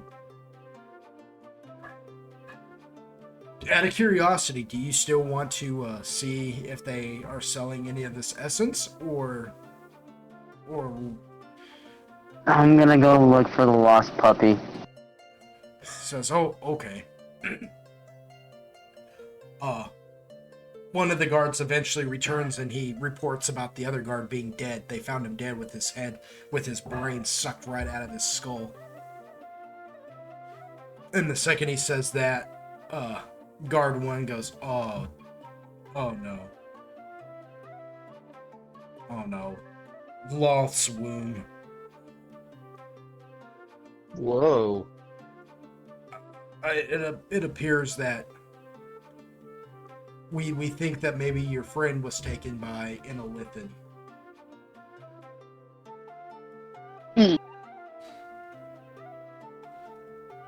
And then the one guard that came back with the report says that's not all. They left a note. He says, "Oh," he takes it and he like goes to hand it to you to see if you want to read it. I'd take it and see if I can read it. You can. It's written in drow, or Alrighty. it's written to where you would understand it, and it basically says, "We know you have gold, and we have your friend. Meet us tonight in the alcove. You'll know when you see us."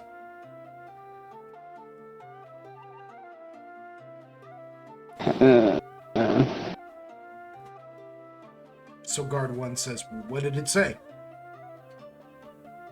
It says that they know that I have, the stuff that I gave the little rat person, and to meet them at alcove.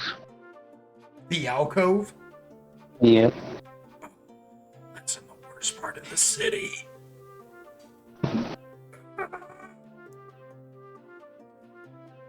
It's a pub. A dive, really.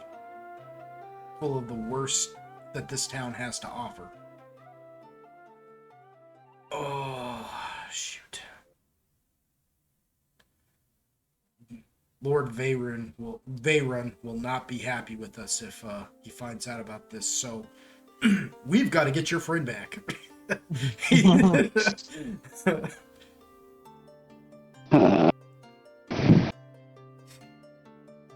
Says, "Don't worry, we'll back you up. And you've got your other friends too to help you. We'll just have to go and tell them." Alrighty. I'm so high right now. they go to do that, but one of the guards says, but aren't they with, Shyla? Won't she tell Lord Veyron? And guard one goes, you know what? Never mind. We can handle this on our own. I think we'll be fine. I mean, we've still got, what? There's still 5 of us, and you. There's something special about you, right? Yeah. All right, then. We'll be good.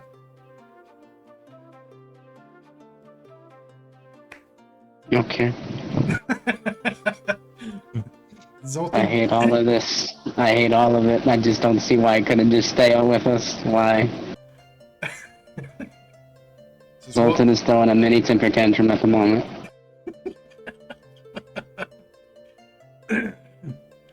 says, well, we better start heading towards the alcove. If you want to get any of that, if you want to see anything about this here, you better check now. Can we cut to the front of the line real quick and see if they have any? He just motions for the other guards, and they just instantly just start shoving people out of the way.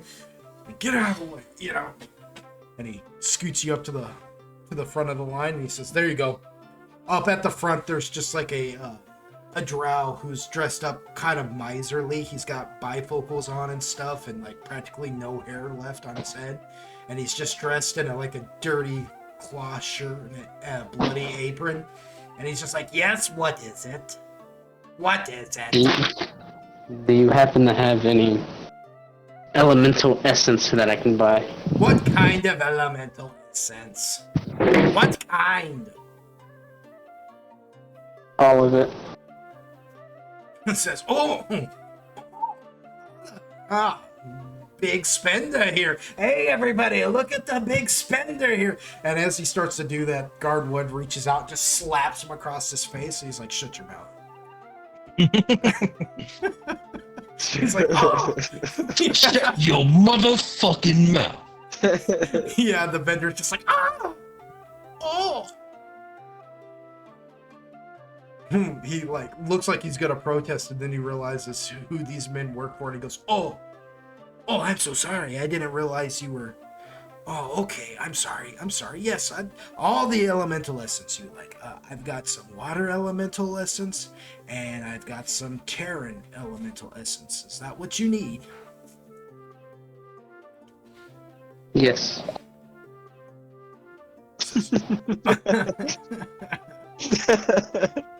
He says, okay, and he pulls it out. He pulls it out. They're in little vials, and it's weird looking. It's gooey. Like the water elemental essence looks like thick, gooey water, and the Terran elemental essence looks like mud. Just thick, goopy mud. And he puts the vials there, and he goes, that'll be... And the guard interrupts him and says, on Lord Veyron's tab. And he goes, of course, that's what I was gonna say. Here you go. He goes, be careful with that stuff. It's mighty potent. You put that in, you're like, you accidentally eat that or absorb that in the skin, and oh boy, it'll seize you up. It'll make your adrenaline just pump so hard, your whole body will just seize up. It'll be like you can't move. Alrighty. Says, be careful. Only takes a little bit. You can absorb that in the skin.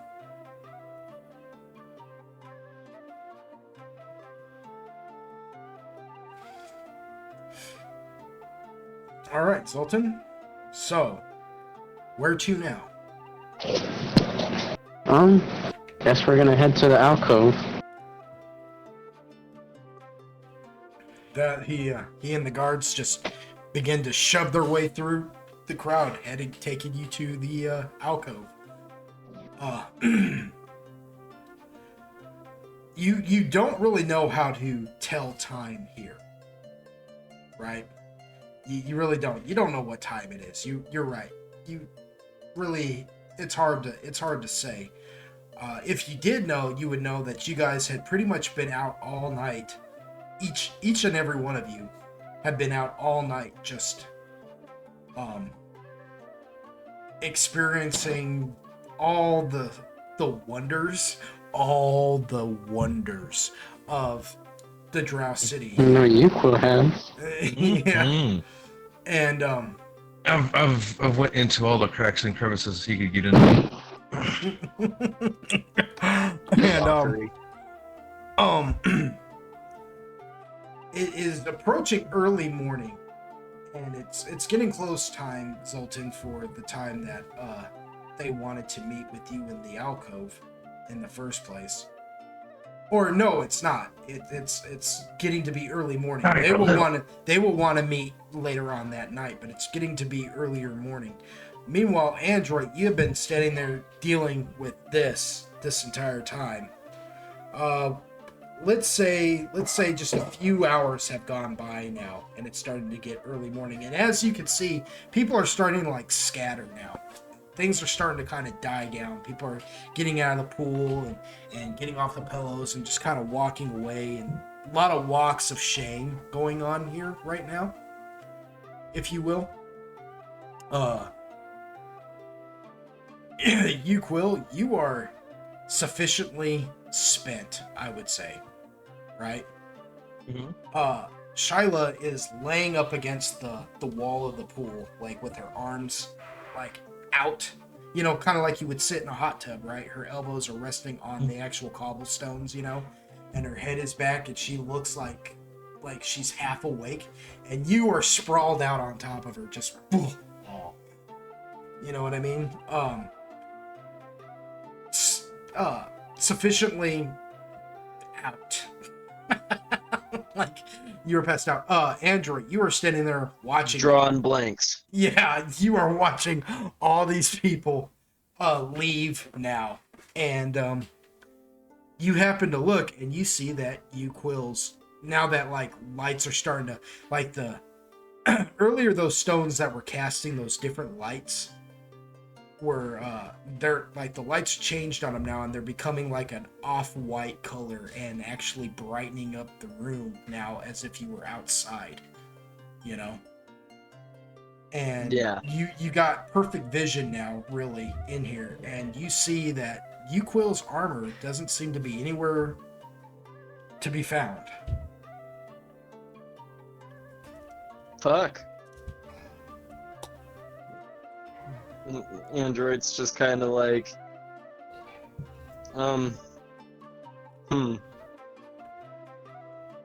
he doesn't quite know what to say about that.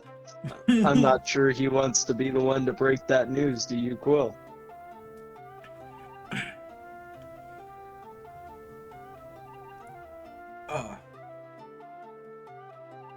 Pretty soon, as you're standing there thinking about this, Shyla eventually, like, opens up an eye, and she looks, and she sees Quill laying on her, and she basically just kind of unceremoniously, like, peels him off of her and just, like, turns his whole body and lets him rest against the pool wall now.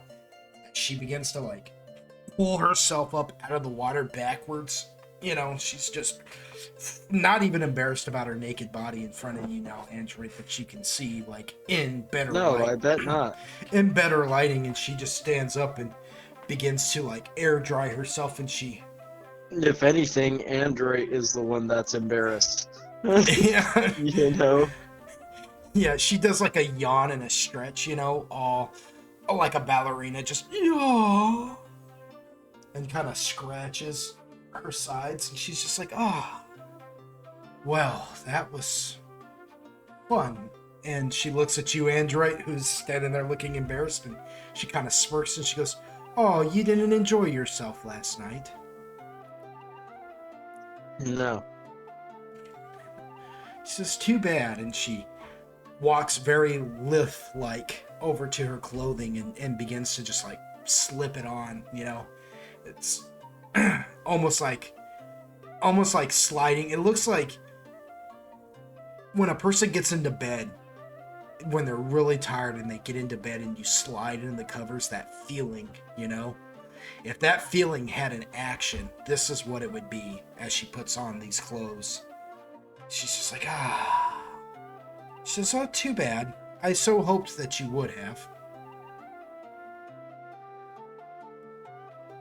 Wait, she says what? She says, too bad. I so hoped that you would have. I bet you would have. She says, I see. You just like says with the same amount of like, you know, like it's almost like incredulity, you know? Yeah, there's a certain kind of like, ugh, disdain, like, ugh. Yeah, I get it. I get it. She looks and she goes, well, maybe we should help him up. And she begins to look around, and pretty soon she realizes... Maybe what? Yeah, my connection is, like, looking really... No, it's not you necessarily. I just... Yeah, but I'm know. looking at my bars right now, and they're looking kind of... Yeah, I don't see any green on them. Hold on a second.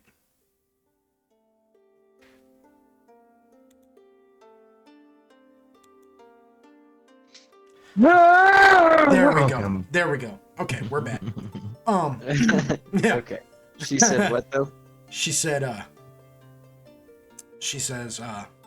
she's like looking around now, and she realizes that Yukwill's armor is gone as well. And she goes, where is your friend's clothing? Good question. Ask him. She's like, and she kind of snaps her fingers, and she's like, hey, I'm sorry, what is his name? That one makes him kind of laugh. He goes, Yuquill. She goes, oh. I remember he took him off. I don't know where they are. Android kind of narrows his eyes at her. Can I roll a sense motive? Sure.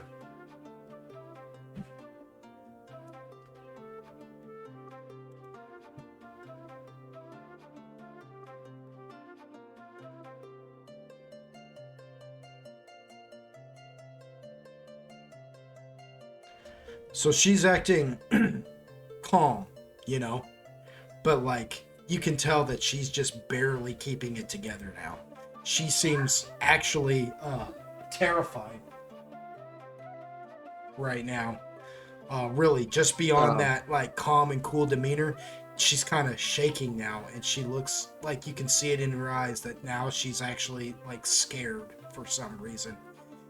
And she just looks at you and she says, should we possibly find it before... Yeah, could Android deduce that it's like she's afraid of the repercussions of the fact that she played a part in Yuquill losing his armor? You could ask, Yeah. but you have that hunch, yeah, so you can ask her. Okay. Android's gonna be like, he's just gonna sigh very deeply, and he's gonna be like, well, whereas I feel as though this should serve as a lesson to you, Quill, I do feel obligated to help him. So, yes, we should in fact get it back. Don't worry. She never breaks the facade, right? But like you see her Adam's apple, like her throat kind of gulp for a minute, and her lips just... Oh, so she's a dude. Her lips just barely part. Women can have Adam's apples. They're just not as profound. Shut up. Anyways, and her lips part just ever so slightly to release just a sigh of relief. But she goes... She says, oh, good. I'm so glad. You know, these things happen sometimes, you know. Some nights we just party too hard and we can... She goes, maybe we should search the room. I don't know.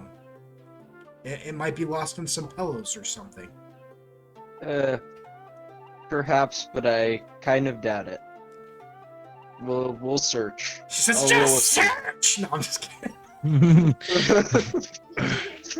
I'll roll a search. Alright.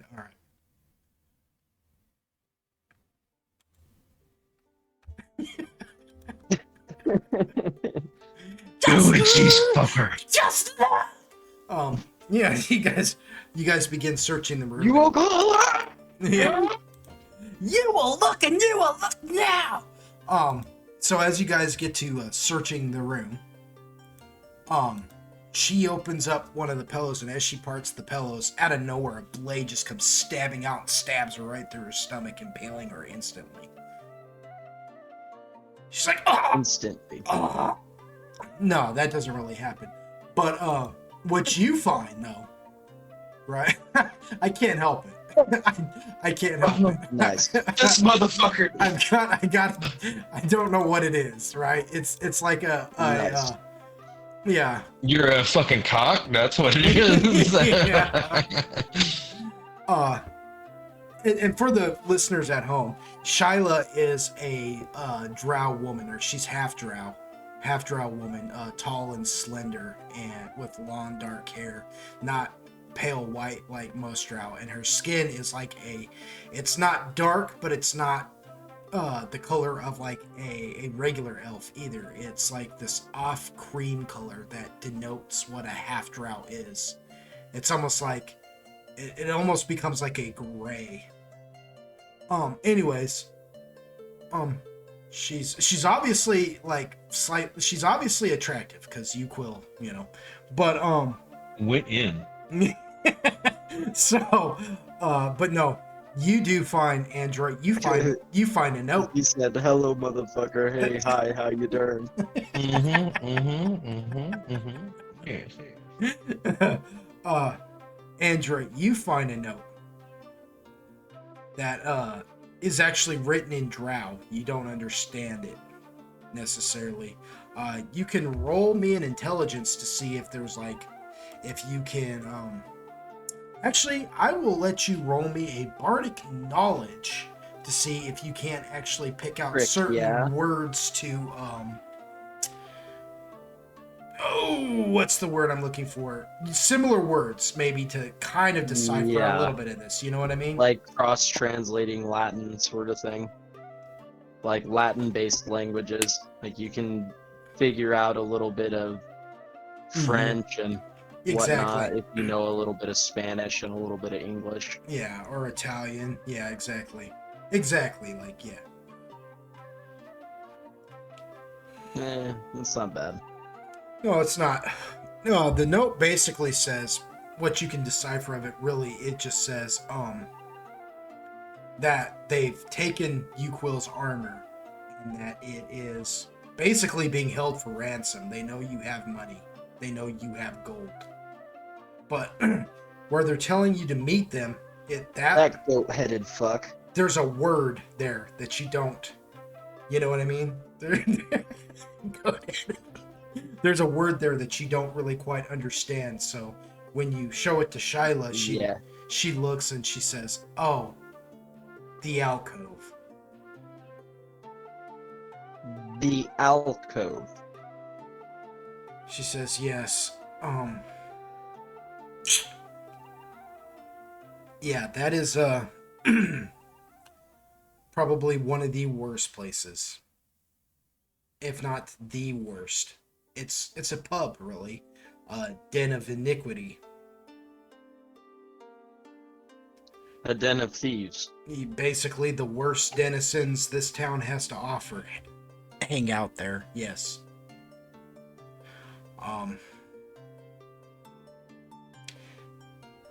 I guess we should, she says, we have some time. We should get your friend, what was his name again?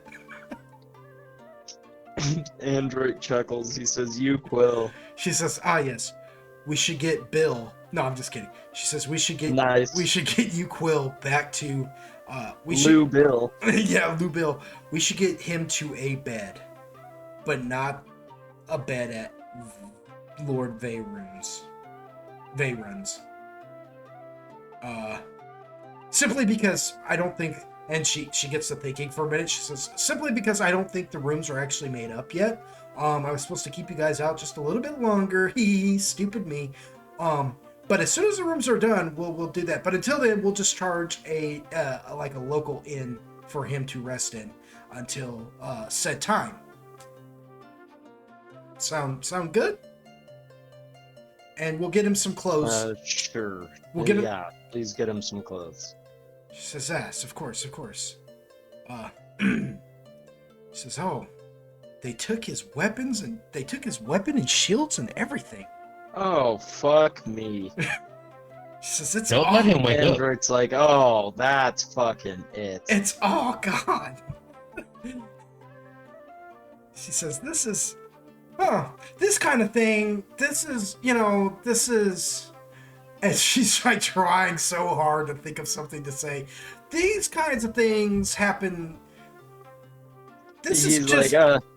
He's like, listen, with me personally, I'm not going to bitch at you for this. I understand this is just y'all's thing. Please don't take this personally, but we're amongst drow. I get how this goes. It's okay. She says, "Oh, okay." We deal with this sort of shit all the time. It'll be okay.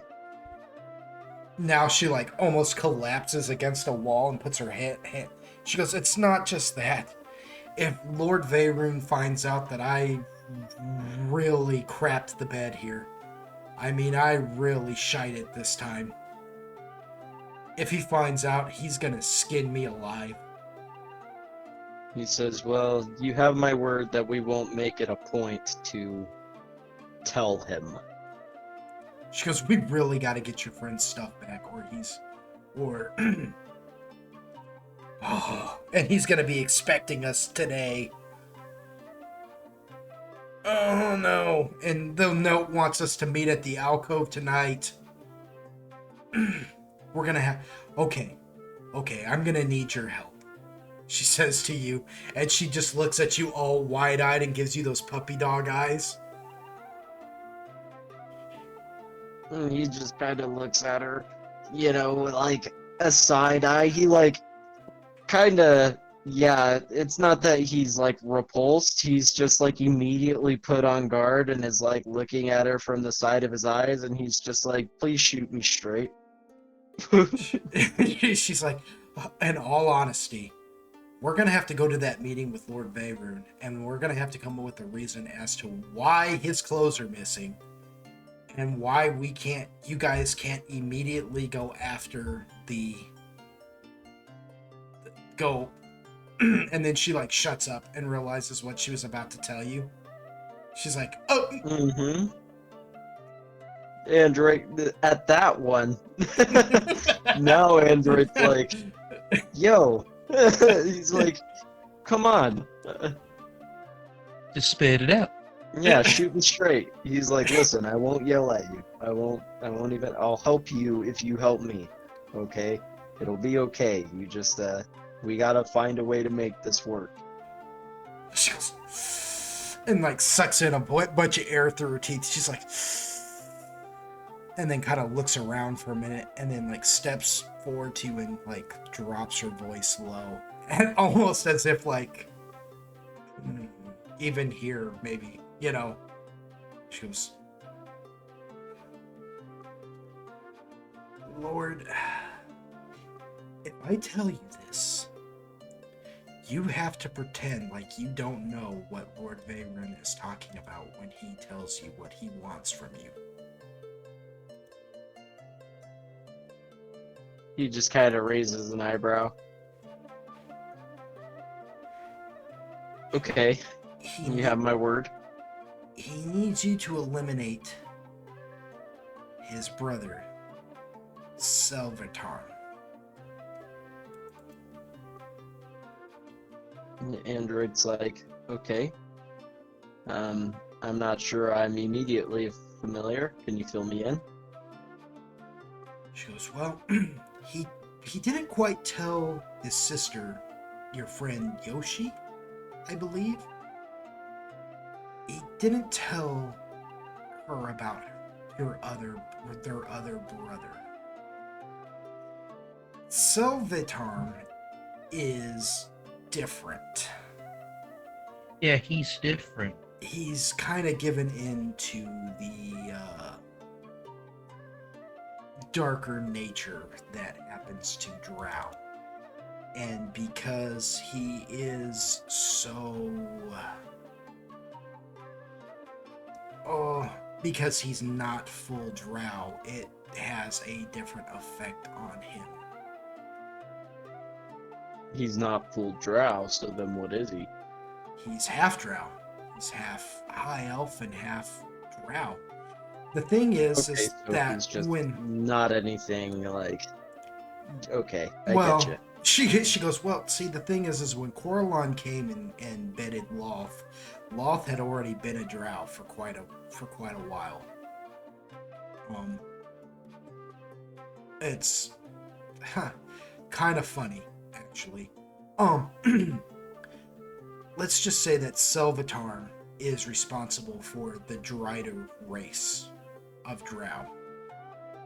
And Selvatarn himself is the Lord of the Drider. And as such, he kind of, he's a bit much, to say the least.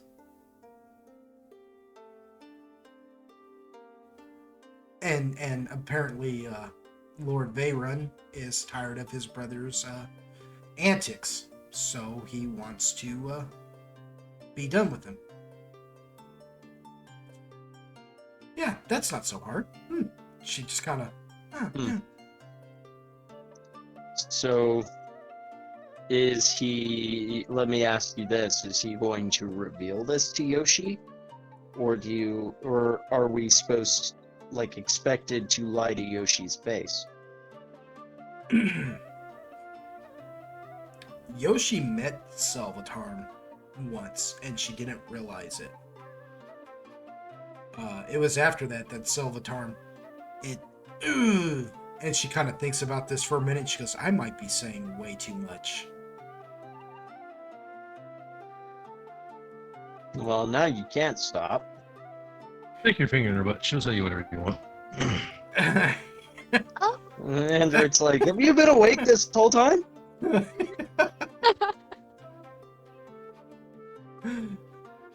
Maybe. Now who needs to die? She just kind of looks at you now, Yuquil, and she's like, well, okay, so Selvatarn was a loyal servant to the Drow Empire until he met Yoshi. It seems that years ago, Yoshi found her way into the Underworld somehow, and Selvatarn retrieved her.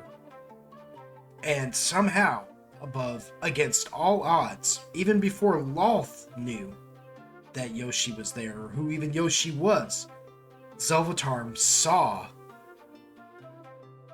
He could see that she was his blood.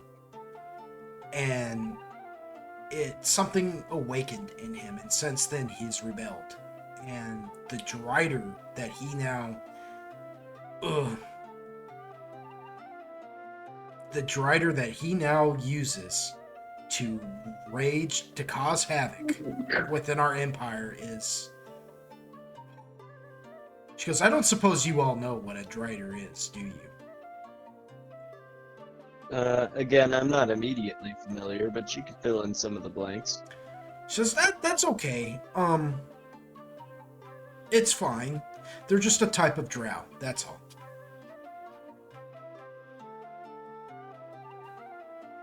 That's it, you know. Yeah.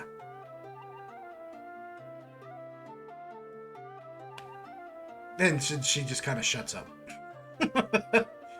She goes, I tell you, what we need to do, and she looks at you, Yuquil, and she goes, we need to get you dressed, and we need to get you both to meet with Lord Veyron. I'm sure that, Veyron, I'm sure that your companions are probably already there with the guards now, waiting. So we should hurry. Yuquil's pulling a flea. He's got a pillowcase of his He's doing what? He's like Flea, from Red Hot Chili Peppers. Oh, He's yeah. got a pillowcase.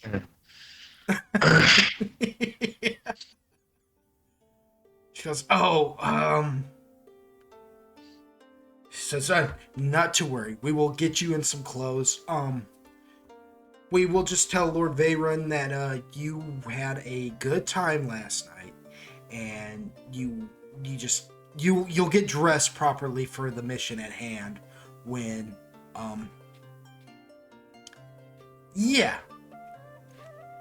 when the others when it comes time. Yes. Quill kind of just like stops her, and he's like, "Oh, I'm not paying anything for my clothing, just so you know.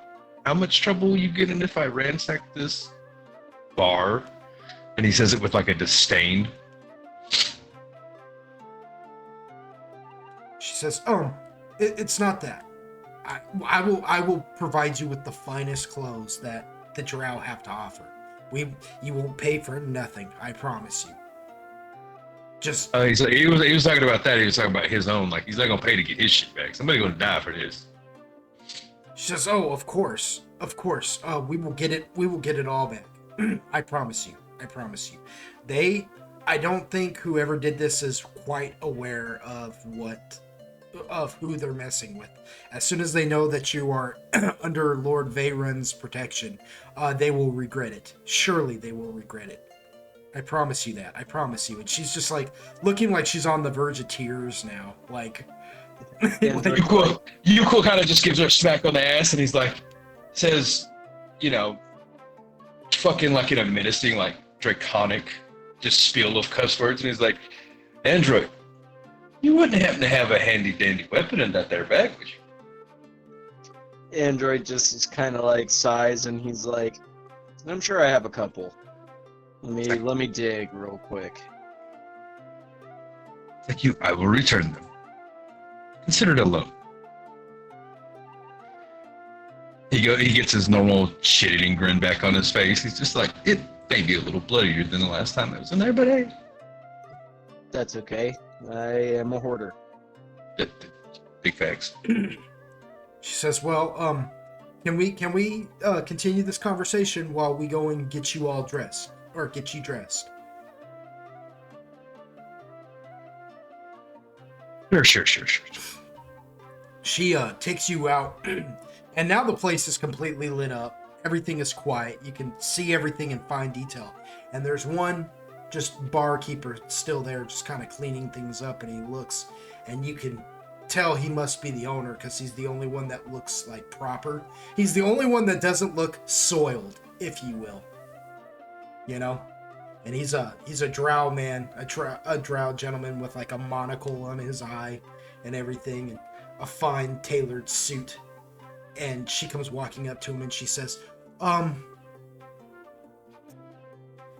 we're gonna need your suit. And she looks you up and down, Yuquil, and then looks him up and down, and she goes, yeah, it'll stretch.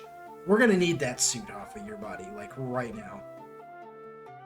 And he looks at her and goes, are you crazy? She goes, you see them over there? You know who I am.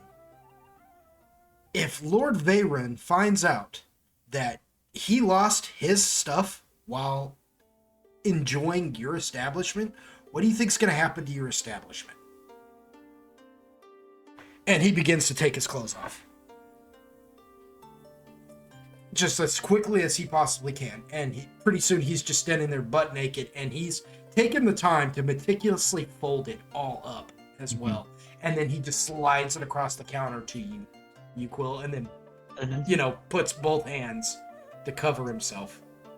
Android is going to reach into his bag, and he's going to pull out like a pouch of 100 gold and discreetly give it to him, and he's going to be like, don't open this here, but thank you. He takes it and says, okay. Thank you. And like all that's left of him is just the one monocle. So Yuquil, you get dressed, and it is a tight fit because you are much bigger than your average drow male. In fact, some things kind of tear. You feel like a couple of things just kind of give and kind of... But for the most part, it's nothing too severe. It'll work for now. You know. Android is gonna reach into his bag of holding and pull out his fine masterwork longsword and give it to you, Quill. It's a 1d8 plus 8 and a plus 5 to attack rolls.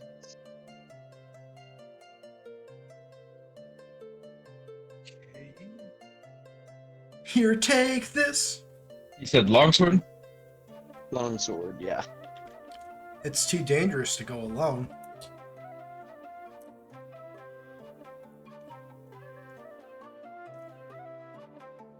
Which the damage was on it? 1d8.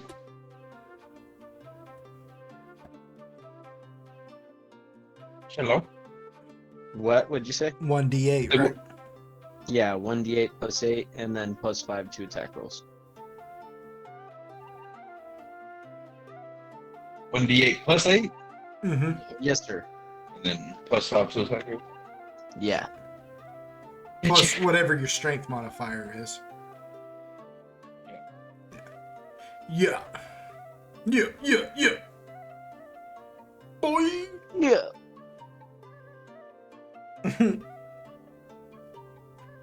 Yeah. Welcome to the Underworld, y'all. Fuck this place. I don't want to come back. Well, you're gonna live here.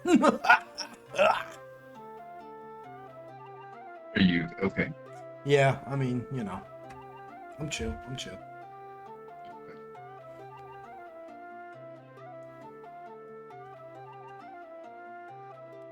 All right, so you guys begin your trek back to Lord Veyron's house, and you enter in with Shyla in tow, and you realize that neither Zoltan nor Agaragis, nor the guards that were with them are there.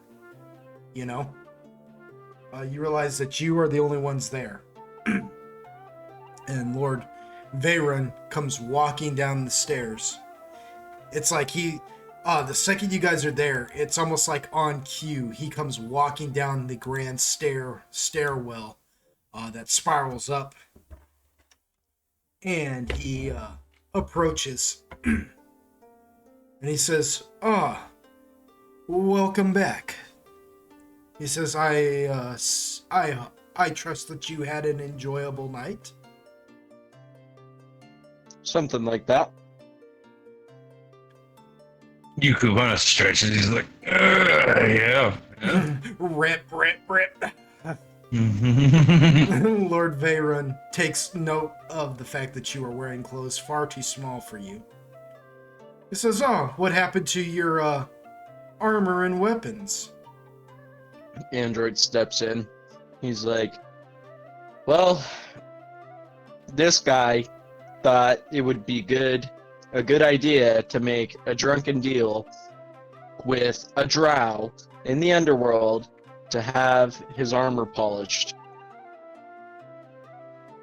Oh, I see. His armor and his weapons. I see. And he kind of half Android's making himself look visibly unimpressed with you, Quill. Yeah.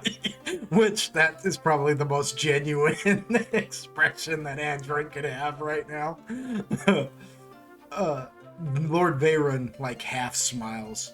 He is a half drow gentleman with the long silver hair that denotes a drow, and the darker skin, but what makes him half is the fact that he can grow a beard and mustache, and he has one that is very refined.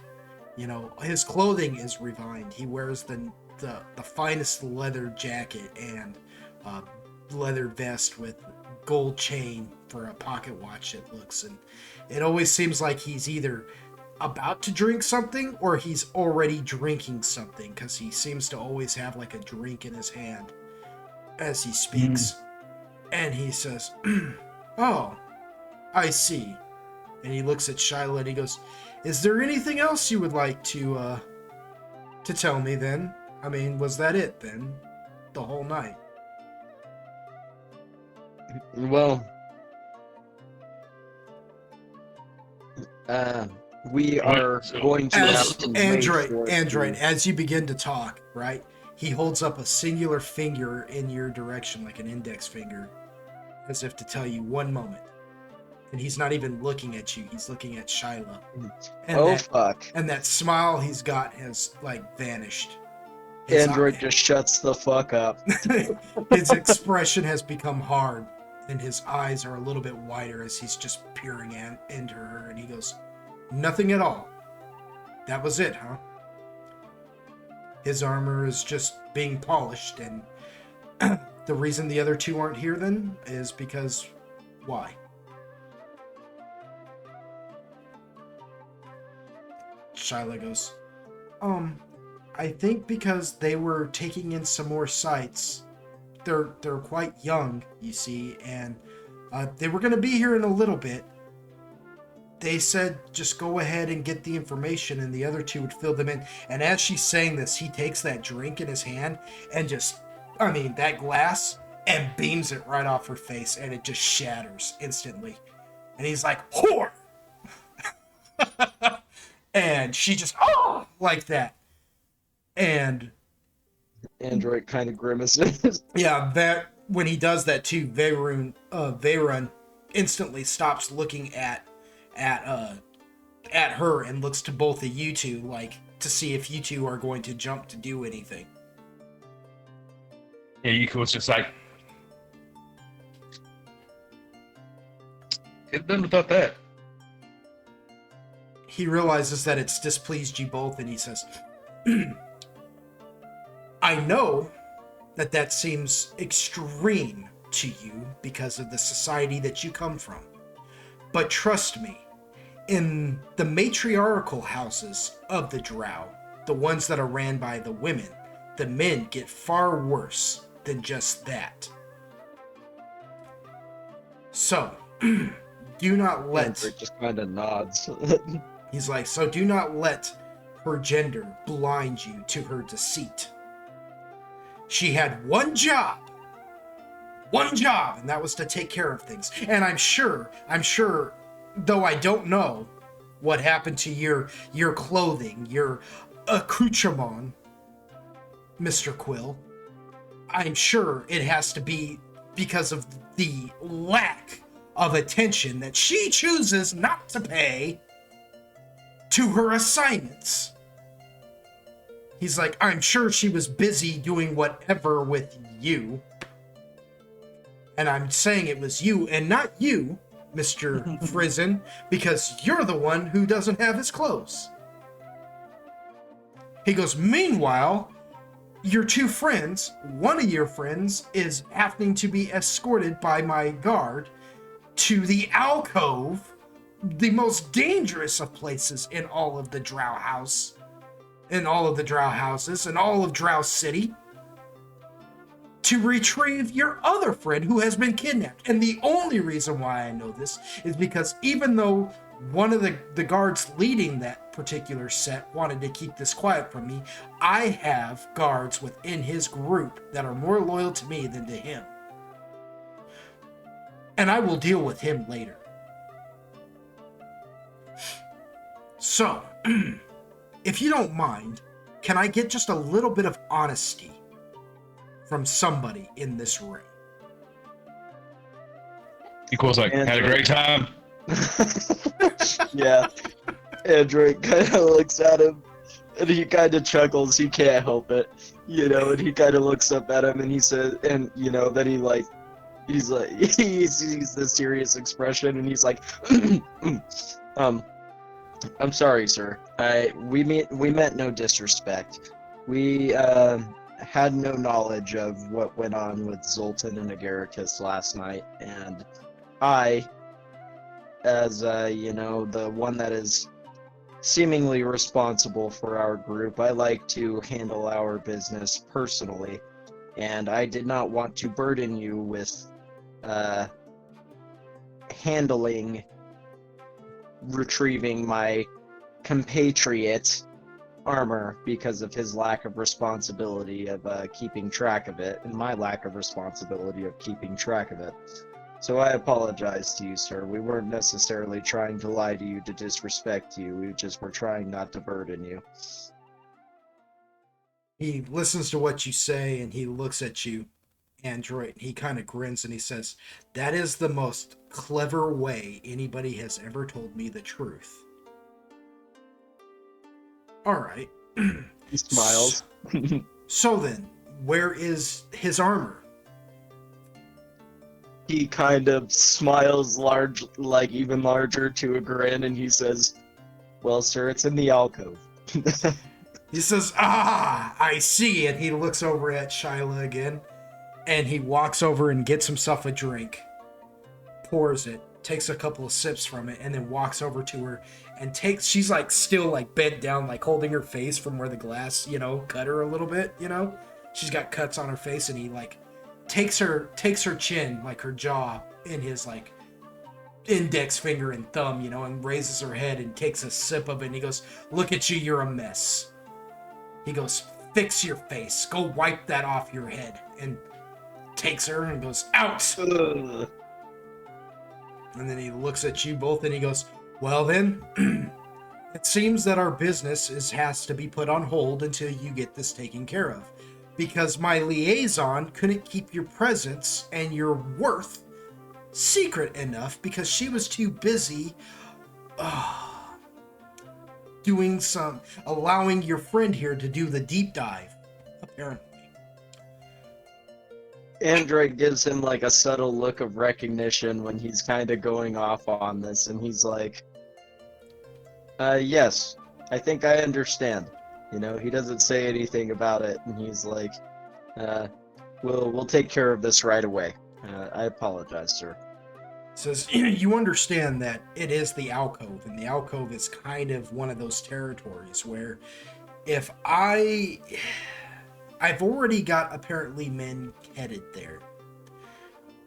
I'm going to need the rest of this handled in all discretion. I'm not entirely sure who's responsible for this, but whoever it was figured out who you all were and coordinated a plan of attack, and is now basically holding not only you, but me for ransom. I don't negotiate with terrorists. So, Scorched earth, motherfucker. here's my suggestion to you. Go in there and do whatever it is you need to do to get it back.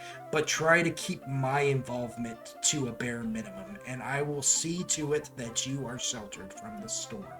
That will inevitably fall upon your heads. Get back here. Will do. Get back here so we can attend to the business at hand. It's just a shot away. Yes. Yes.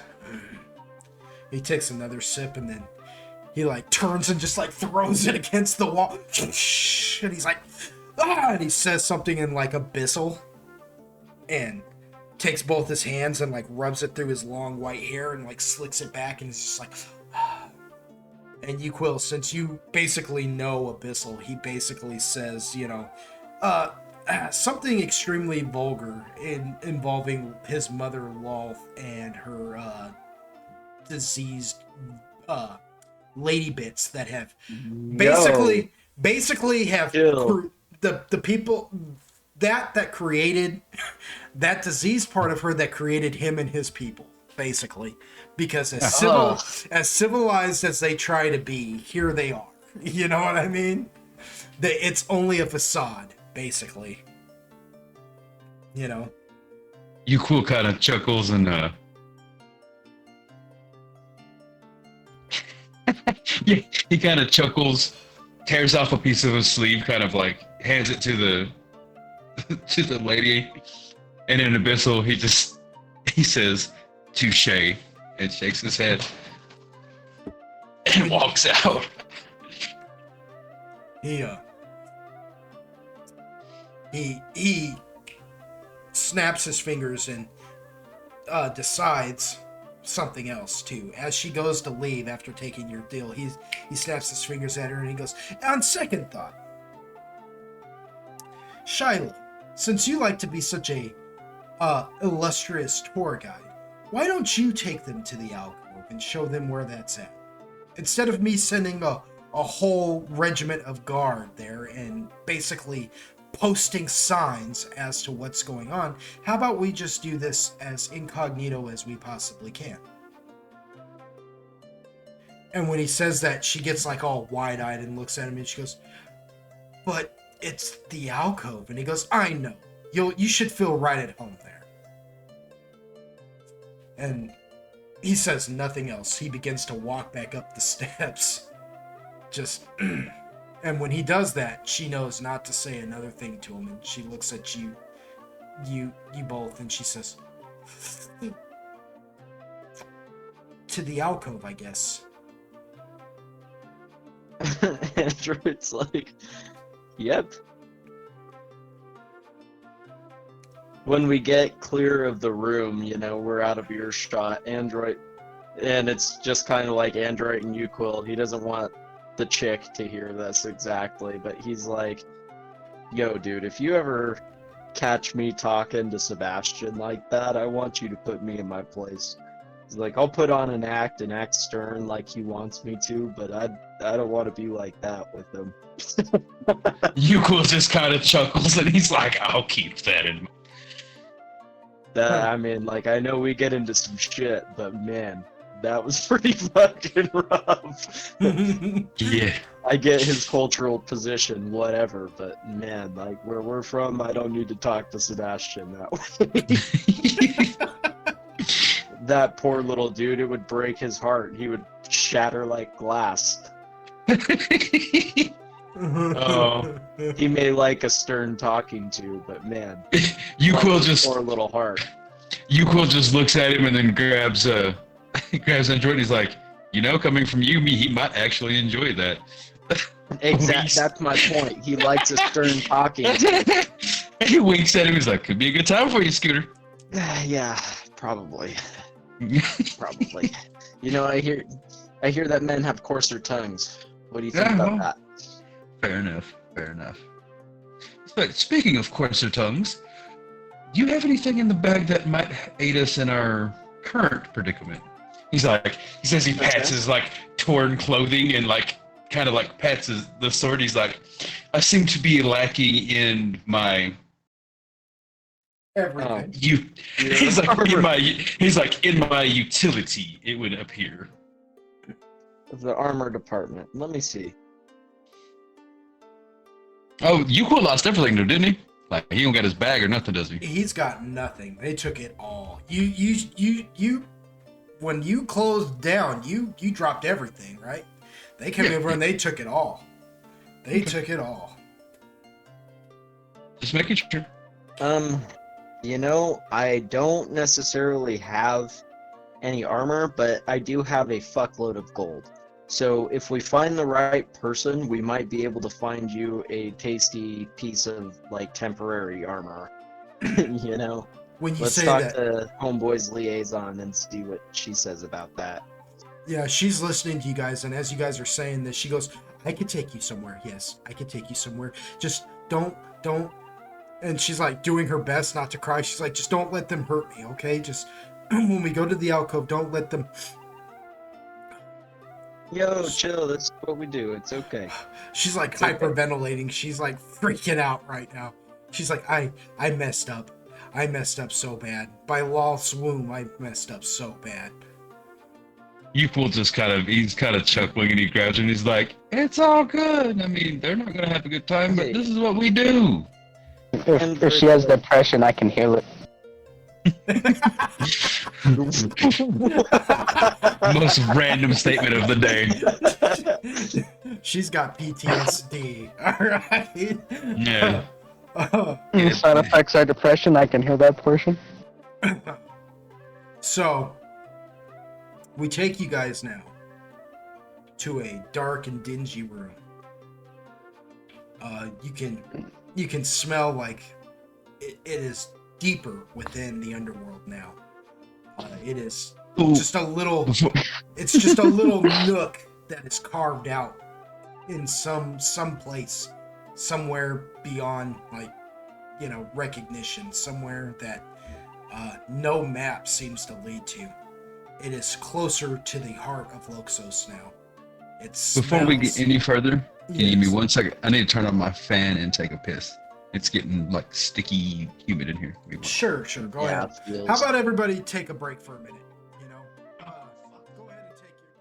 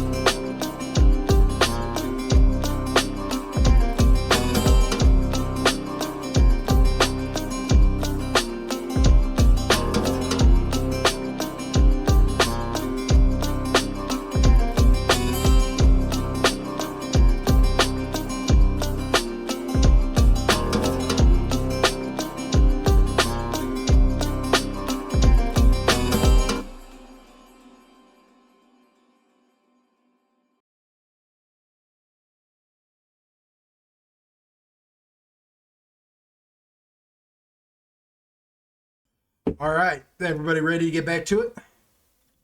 Yeah. All Yeah. right. So, inside this room, it is closer to the heart of Loxos than probably anybody has ever been, at least as far as you know. The smell of the Terran, it is an earthy smell, a dirt smell, you know. As you breathe it in, Agaragis, you find yourself slowly being able to be able to use your limbs once more. But at this point, it is already too late. You are chained up and you are being held fast into stone pillars that you are chained to.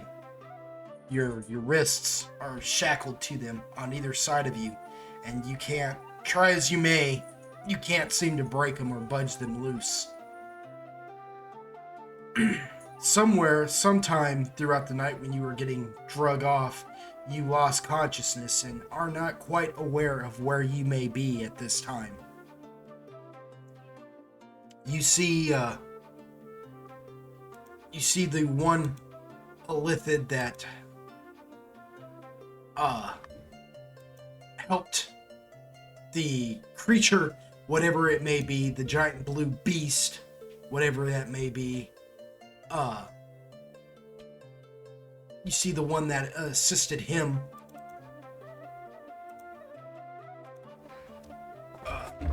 Just standing there. He looks menacing enough, but he doesn't make a move towards you. It's like he's standing there watching you. And all around his feet, you see these crazy okay, so these things are like the size of I guess you could say miniature poodles, right? And what they look like is brains. They just look like large brains. Their entire body is just nothing but a brain, except for their back and front legs. They run around like they're little dogs with like claws. And there's several of them just kind of scurrying around you, all watching you as they move. In a way, you feel like I guess you could say you kind of get it, because you don't, nobody knows where your eyes are either, and yet these things are infinitely aware. Along with the Illithid with his slimy purple skin and his tendrilled face and like bulbous head. It looks like an octopus just sitting on a neck is what it looks like. And also he is joined by the large blue creature, that Horifon that was attacking you earlier. He seems to be, and everybody's just waiting around. Nobody's doing anything now. Everybody's just watching you for whatever reason. Maybe they're aware that you were able to spit spores and really jaw-jack this thing earlier. Who knows? But they don't seem to do anything until you hear a door open in the distance. And when that door opens, you see a good tunnel of light come pouring into the room. There's a tunnel opening that seems to be not a stairwell, but it looks like a pathway leading through a tunnel that is on an incline upwards to some unknown door as it winds around and vanishes. But you can hear somebody approaching from there. When he gets there, he is an Illithid as well, only not like this one. This Illithid, though his face be similar, he's got the tendril mouth and or basically like a tendril overlay that covers his mouth, and the purple slimier skin with the bulbous head and stuff. He's actually dressed in finery. He's wearing a long leather black overcoat and steel leather gloves with a wide brimmed leather hat and pants, and he's got in his hand like what looks like a riding crop, like a cane almost, but it's short. It's not long. Like he wouldn't be able to walk with this thing in his, to support his weight. It's more like something that you would use to slap a horse's rear when riding. And he's got a gold chain with a pocket watch. He's quite refined for, compared to the other one, I guess you could say. And as he approaches, he looks you over and he says, "Oh, you're awake." And it's like the words are in your head.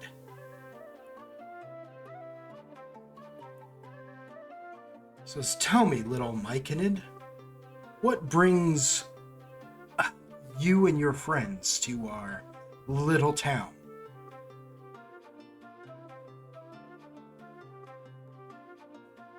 And Garricus just stares at him. Says, "Oh, don't be that way. I've already extracted enough information from your mind. You don't want me to do it while you're awake. It'd be quite painful for you. I know you can speak, so speak to me, little Myconid. I've never quite seen one like you before. What are you exactly?"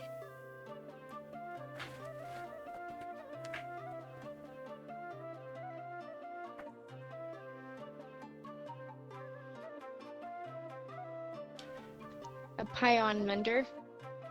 A Pion Mender. Ah, fascinating. I've heard that they can make these weird little variants of themselves. I just never had seen one before. Mutations, they call it. I just call it I call Wednesday. it. I'm sorry? I'm just being a What? trotch. I said a Wednesday.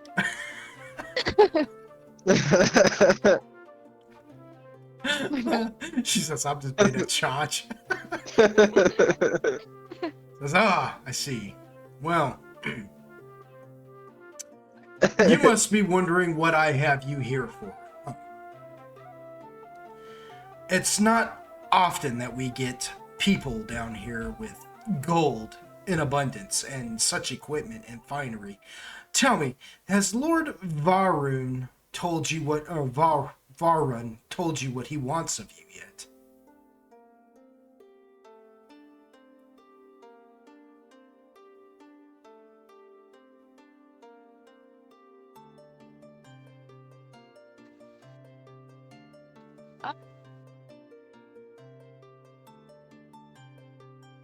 Do what?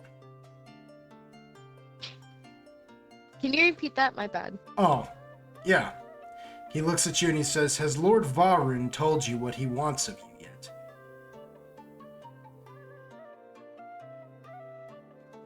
Garricus is gonna say no. Says, "Interesting." It looks like he's contemplating on whether or not, like, if he wants to try and, like, if he believes you, or if he wants to, like, try and extract the truth from you just to make sure that you're not lying to him. But he looks you up and down, and he decides that you are rather small, and he is afraid of damaging you. He says, "Well, allow me to explain myself, if you don't mind. I know that you don't owe me anything, but understand that I'm not a filthy beggar of any sort, and I am definitely not a vagabond, and I am not the common riffraff and filth that normally hangs in such establishments. But as you can see," and he points to the mind flare and the Horophon and stuff, he says, "But necessity makes for some strange bedfellows. My name is Kerberos Aharak, at your service. And it seems..." Off the rock. Aharak. And he says, "It seems that you and your trope have enough money and influence that they can afford to pay to get you back, assuming that they care about you enough to pay. along with your friends' belongings, and he like snaps his fingers, and the big old blue Quorifon picks up the armor and stuff and weaponry and stuff and lays it down before you. And Agaragis, you instantly recognize that to be Uquil's equipment. He says, "Now don't worry, we didn't kill your friend to get the stuff. It is not my wish that we should have to kill anybody, but I do need a substantial amount of gold, as you seem to have in your possession. And with that, with enough gold, I could do some great things in this city and establish myself in ways that others could never hope to, especially illithid." Establish your ways in gold that no one takes. Okay. Says, "Yes, so I'm going to ransom you and this crab, and I hope I don't have to eat your brains. So do me a favor." Me neither. He says, "Do me a favor and don't lie to me about anything, and I won't hurt you to make sure you're telling me the truth." Okay. Says, "That's a good little Pion Mender, was it?" Kind of looks at you for a minute and he goes, "I can't tell. You have that voice, but yet you're strange. But whatever." Says, "Well, don't worry. We will have the meeting tonight. I'm sure you will be just fine when it's all said and done." I'm sure you too. He doesn't like the way you say that. He like looks at you for a minute. Good. Kind of like,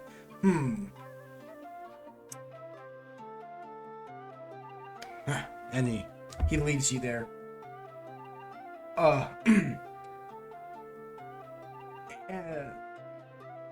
Android and Uquil, you guys make your way over to... What's happening? Yeah, what's happening?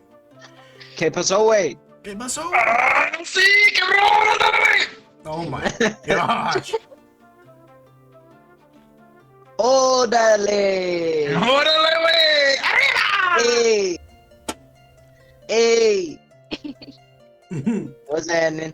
Okay, so you make your way to the alcove. She shows you it's in a rundown part of the city. It is a place where decay and crime and poverty just run amok, except for a few places that you can tell is basically the reason for the poverty and the crime and the things, because the establishments look like they do well for themselves, but that's because they do well for themselves upon the suffering of the denizens of this area. And of the worst of them is the alcove. And the alcove itself is a bar or a pub, whatever you want to call it, that is built into the side of the cave wall, one of the wallings of the city.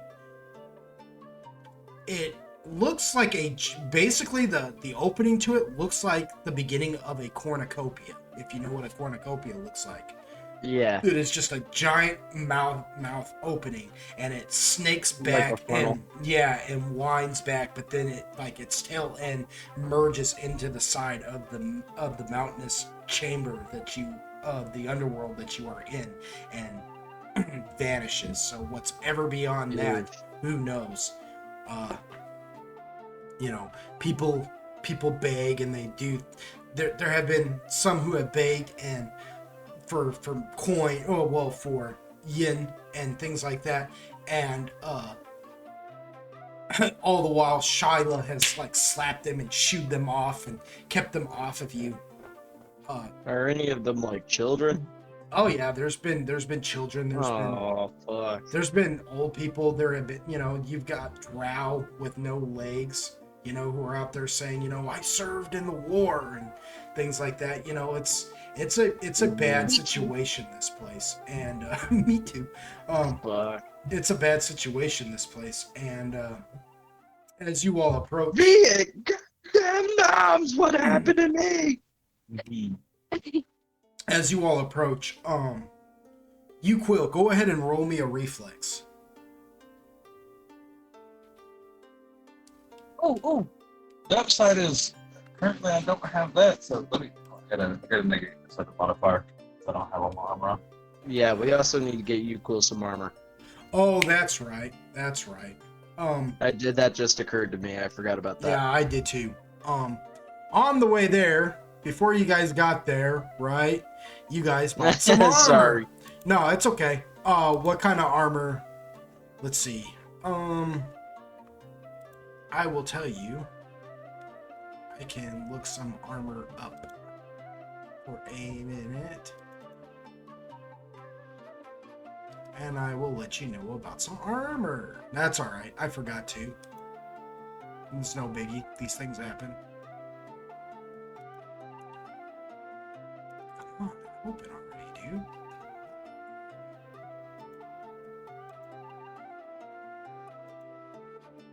I like how my AC is still 20.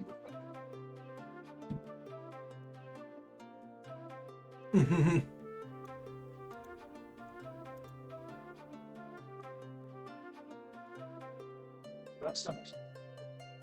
Because it's the best day ever. I can tell you what armor's yeah. I can tell you what armor is available to you right now. Immediately. And you, Quill, you can just choose and decide what you'd like. Alrighty.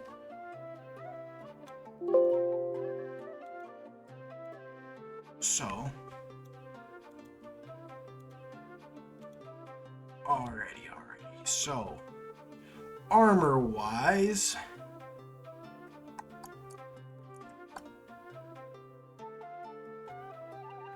what? Okay, but I know, dude. I know that I had way more than that. Because I sent you like a ton of stuff at one point in time. So, this is what we're going to do. I'm going to go into that, and I'm going to look that up instead. Because for whatever reason, it didn't save or something. I don't know what happened. Why does everything want to be a butt?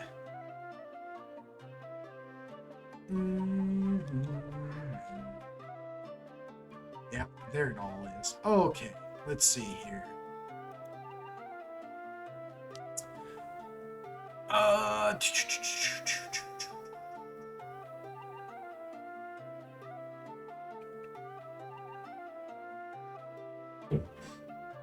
Okay.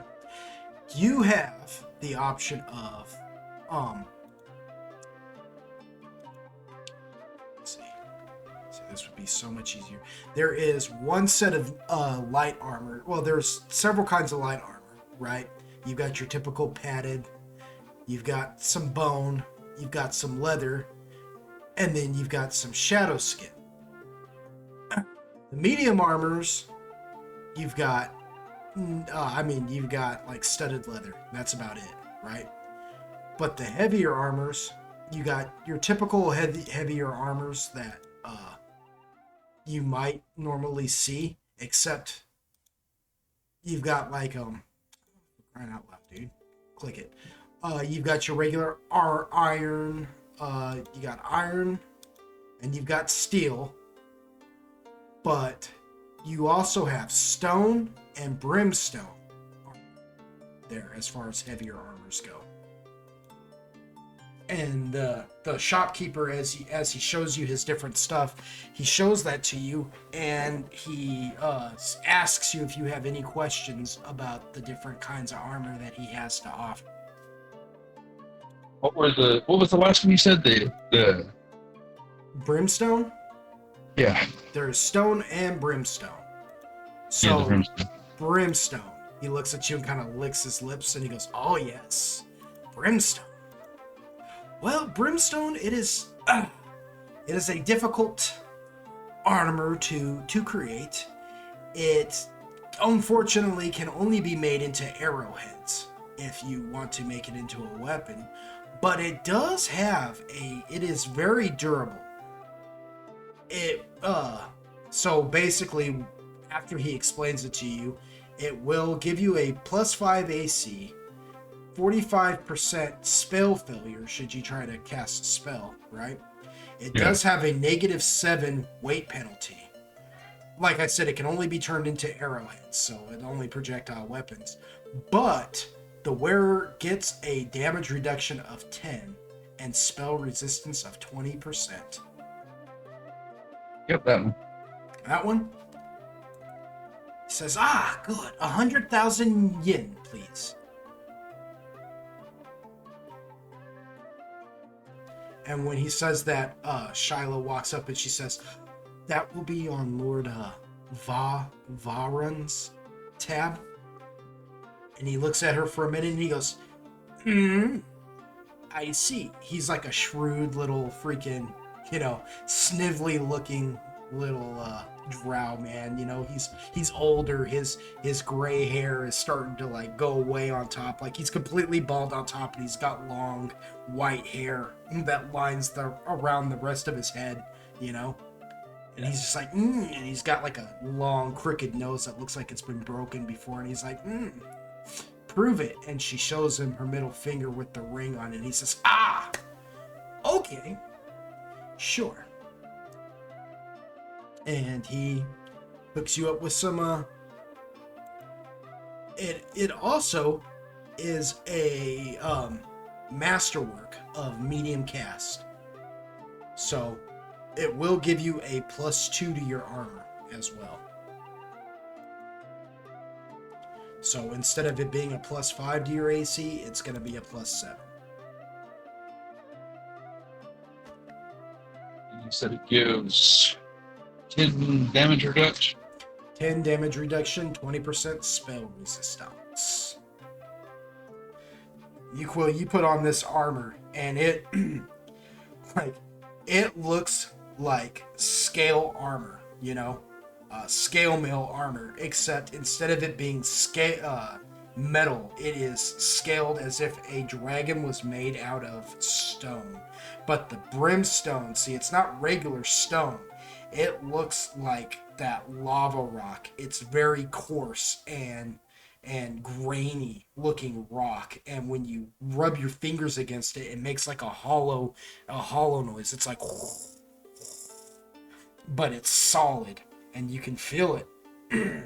It's heavy, yeah, but it's solid. Like you almost feel like, man, just wearing it, you almost feel like you could like punch a hole through somebody's head, but with just the gauntlets on, Yeah. It's the shoulder pads are, the pauldrons themselves are unrefined stone. It's all blocky and jagged looking and stuff. You straight up look like a denizen of the Nine Hells wearing this thing. That weight penalty is gonna affect my reflexes, right? The weight? Yeah, the weight would affect your reflexes. Yeah. How much was it? -7, if I'm not mistaken. The weight penalty for that is -7. That hurts. Yeah. 45% spell failure. Yeah. I don't cast spells. I cast punch. All right, cast. Yeah.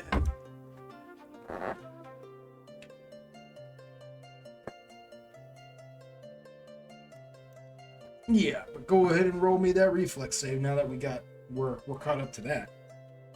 Oh yeah. -7 hurts.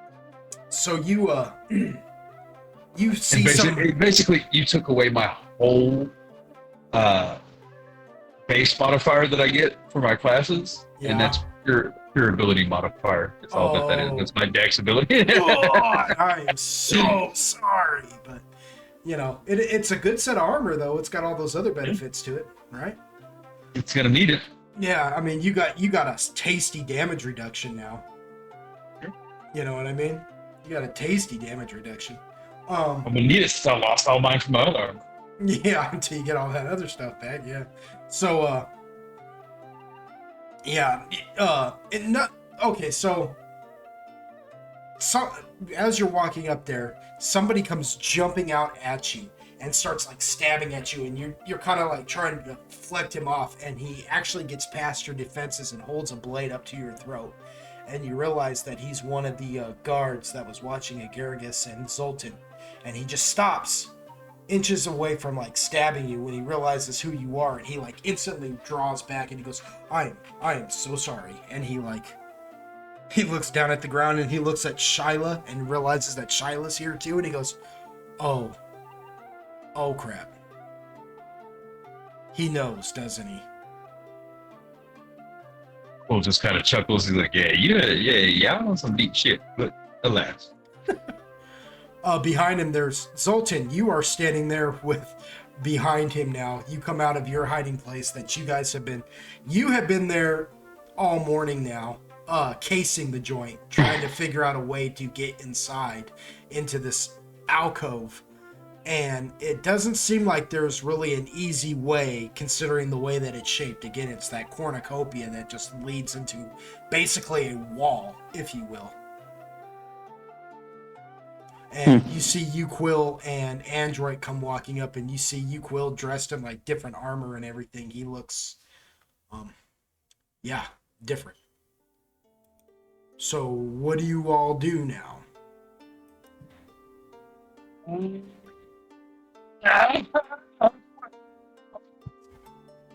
Uquill equips an aura.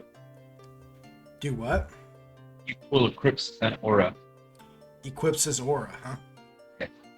He goes straight in the presence, and he's like, well, now that you've had your little temper tantrum, shall we go?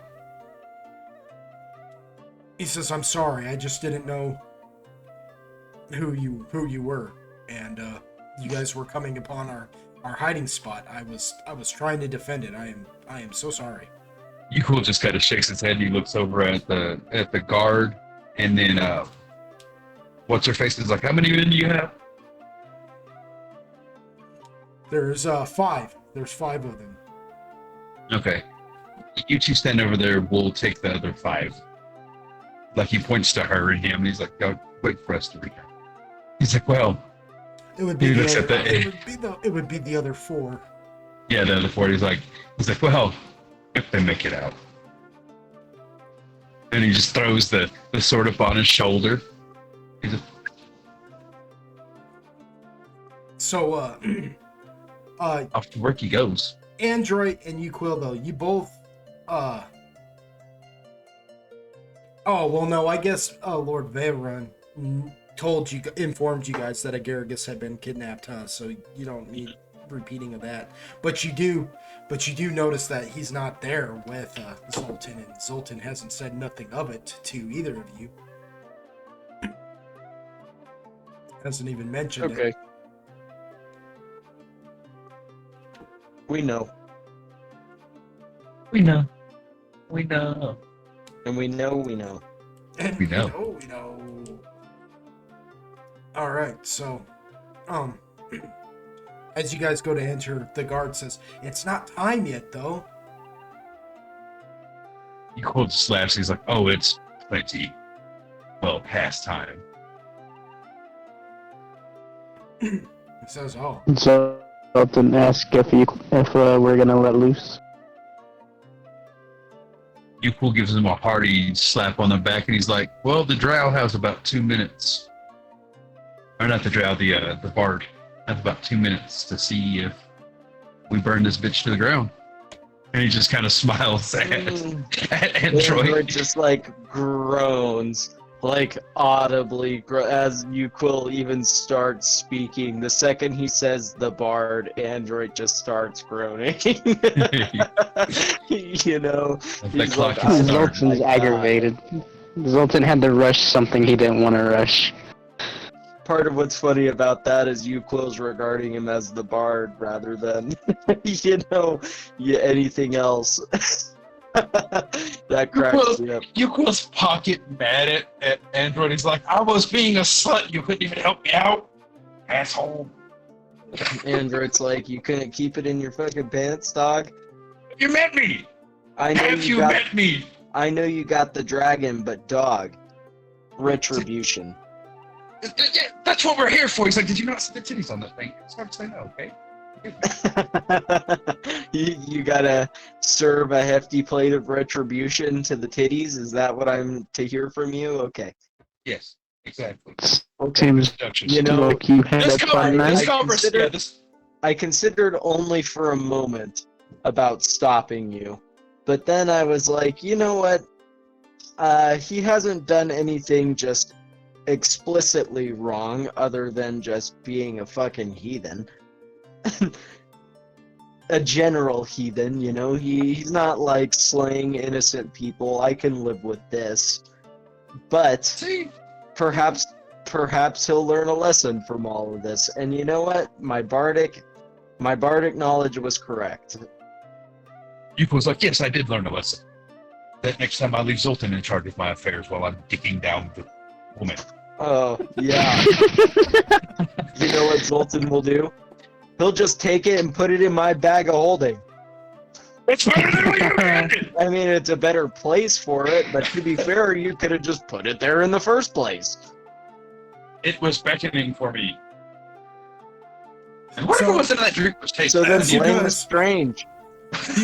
You guys are having this Blame argument. Strange. I don't give a fuck. It's this is your problem that I'm helping you with. You guys are having this argument as you walk into, as you guys go into this alcove, into the bar, and it is a giant cave, basically set up to look like you would see in a normal pub, only like large. And everything, instead of being made out of wood, is made out of stone. The balconies, the tables, the chairs, everything. It's not quite what you thought you were going to walk into when you originally thought of going in here. It's not some area full of like enemies who are lying in wait for you. No, it's full of people. All sorts of different kinds of people. Drow, Mori Lithid, Quaraphones, the Abaxian, the Armand, the Desmadu, all of them. I mean, it's full of people. I mean, even at this time of day, it is still rocking. There is a band playing at the front there, and they're rocking it out. There's it is a full-fledged band. Okay, not just a couple of players who are playing for money. These guys are straight up a group, complete with everything that comes with, I guess you could say, being a group. You know what I mean? Like, you know what I'm saying? Like, it's not just like a lute player here and then this person over here and this person on the drums. No, this is a full-fledged band. They even have like performers dancing with them as they play. They are the weirdest group, I might also add. Like, they all look like they come from different walks of life. You have their guitar player, their acoustics. He's this like little redheaded dude who's like smoking a pipe, and he's just jamming on this loop. Oh, cool. Just and he's Brother, it's a leprechaun. and he's just jamming it. He's like, it's all,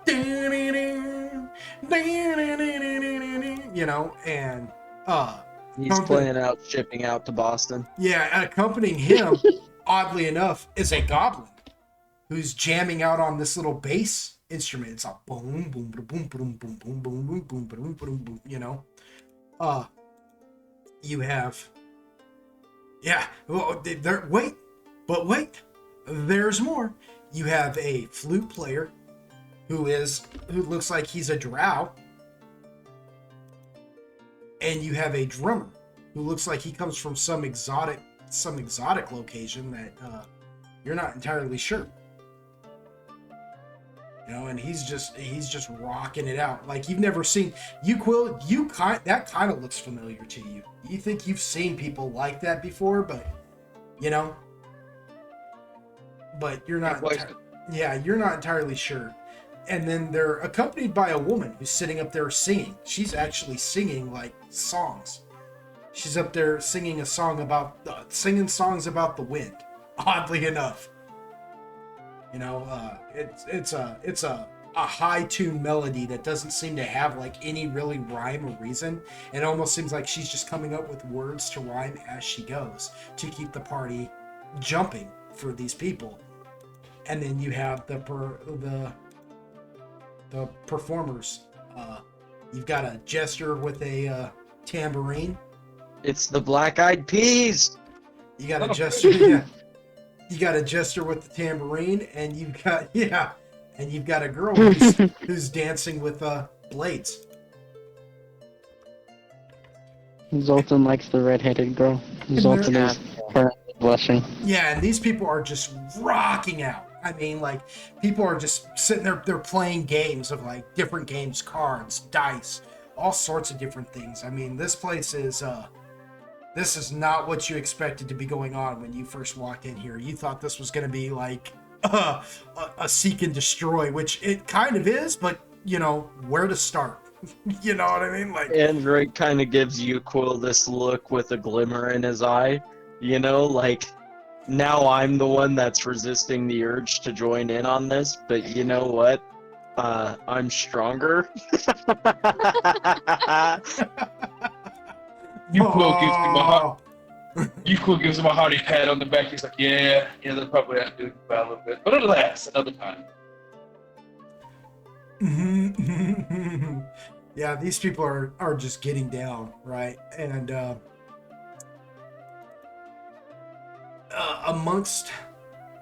in the midst of all this, okay.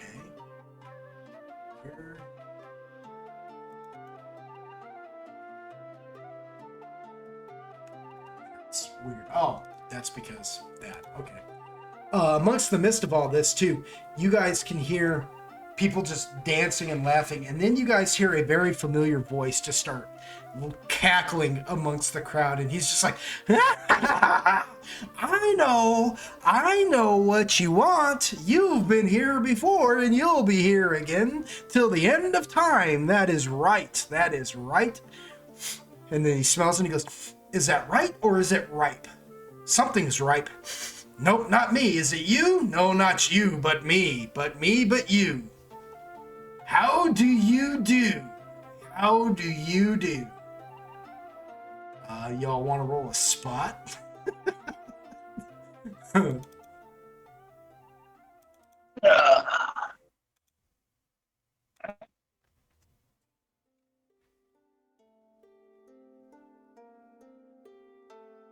Damn it! Hey, Paza. Shut up, I already know. That's not bad. 21's pretty good. Thanks, man. I just want you to know you a real one. Yeah, I'm so pretty. You recognize that voice, and Android, you recognize that voice, but you go looking, and you see this man decked in like a red vest, and he's got, leather pants on, and he himself is wearing like a jester hat. But the thing is you can't tell if it's a jester hat or not. It looks like it could actually be his hair with bells on it, and he's got his face painted up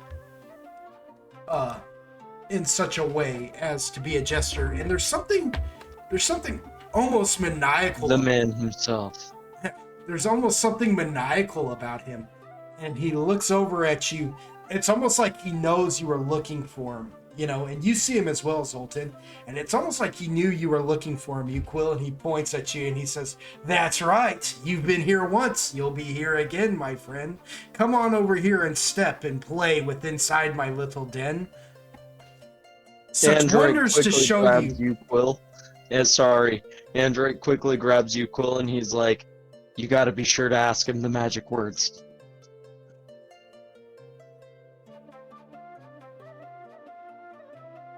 Yeah. This is him, ain't it? I don't know. You asking me, or are you asking Either him? this one or the other one. We'll see. You gotta try.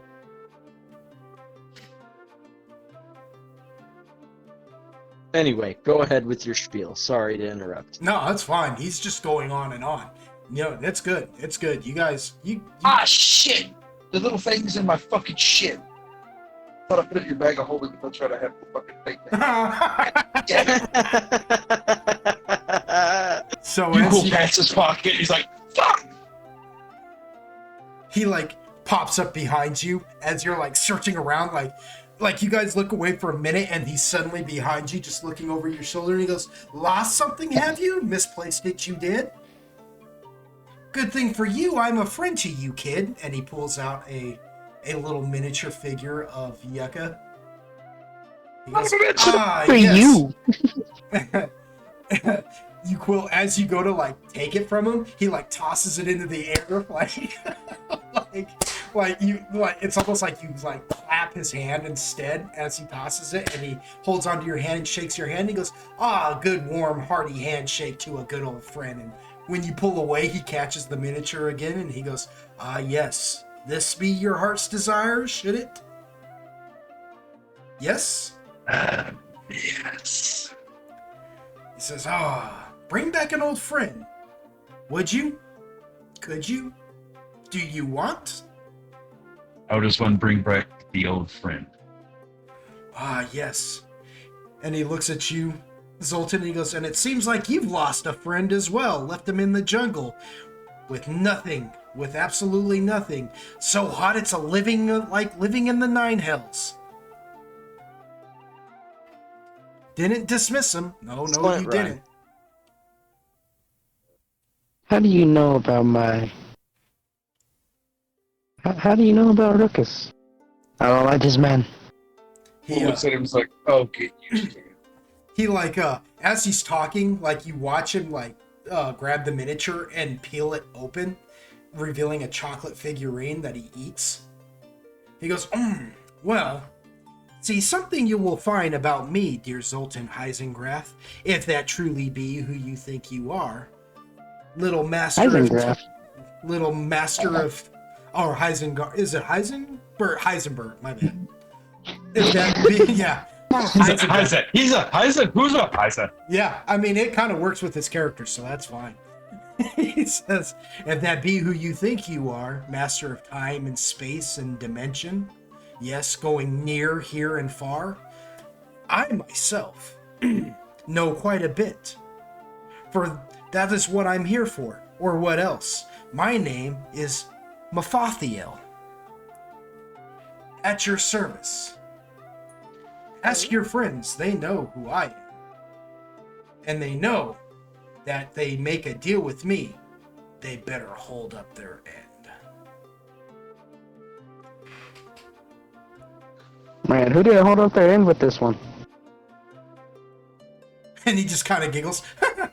Anyways, yes, check your hand there, good old buddy, old pal, old friend, you Quill, good sir. Oh, is that his head? Yeah, it's inside your hand. You find the miniature just sitting there as if it's always been there. It's easy. All you gotta do to summon your friend who you've missed so much, all you gotta do is let him know how much you've missed him. With just a little song, a little dance, a little ditty, a little tune. Something that, lightens the mood. Just let him know that you love him and he loves you too. Simple as that can be. Let me tell you this little ditty. I love you and you love me. So let's get together and be good buddies. And he should come, no problem. And as for you, Zoltan, all you gotta do is call. And with that, he just smiles and backflips into the audience, and You just hear him thud, and he just the crowd. It's like the crowd never even noticed him meld with him. He's just gone. Batshit bullshit, did you say? Oh, you don't remember? I caught like the first little bit of it, but I can't remember all of it.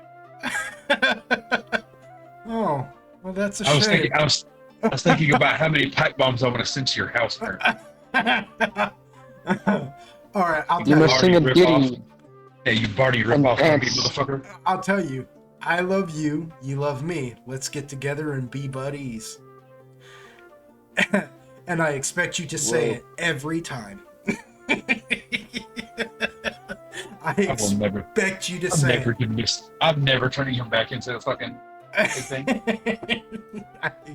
And as for you, But I've Zoltan, already tried to call him, and he said no.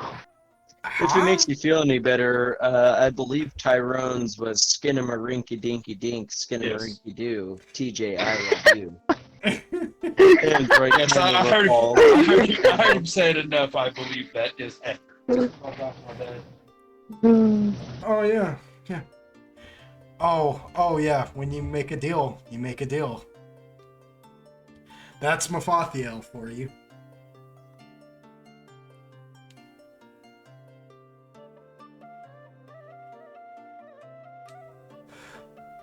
Such good times, such good times. But now, there you have it. You're sitting there. Zoltan, you suddenly feel like a tingling in your palm. And you, Quill, you're just standing there holding the miniature in your hand now, in your palm.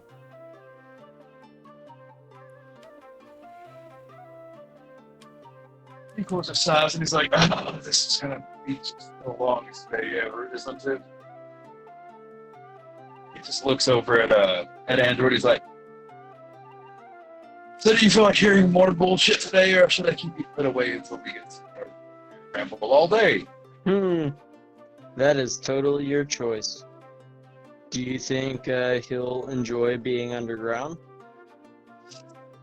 I mean, That's you never why I know. don't have Solar here. You know, he kind of shrugs. He's like, with him, I never fucking know what he's gonna like. What are the fucking creatures can't hold their mummies in that? I'll leave it to your discretion then.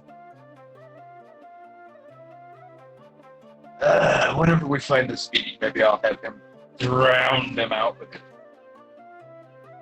Lamenting. Lord knows I'm gonna hear about it.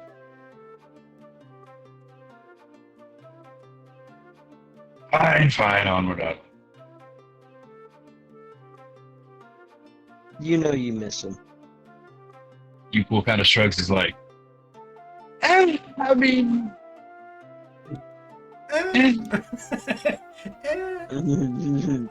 he's good at what he do. I give him that. I would say I give him muzzle, but that just means I'd have to feed the goat.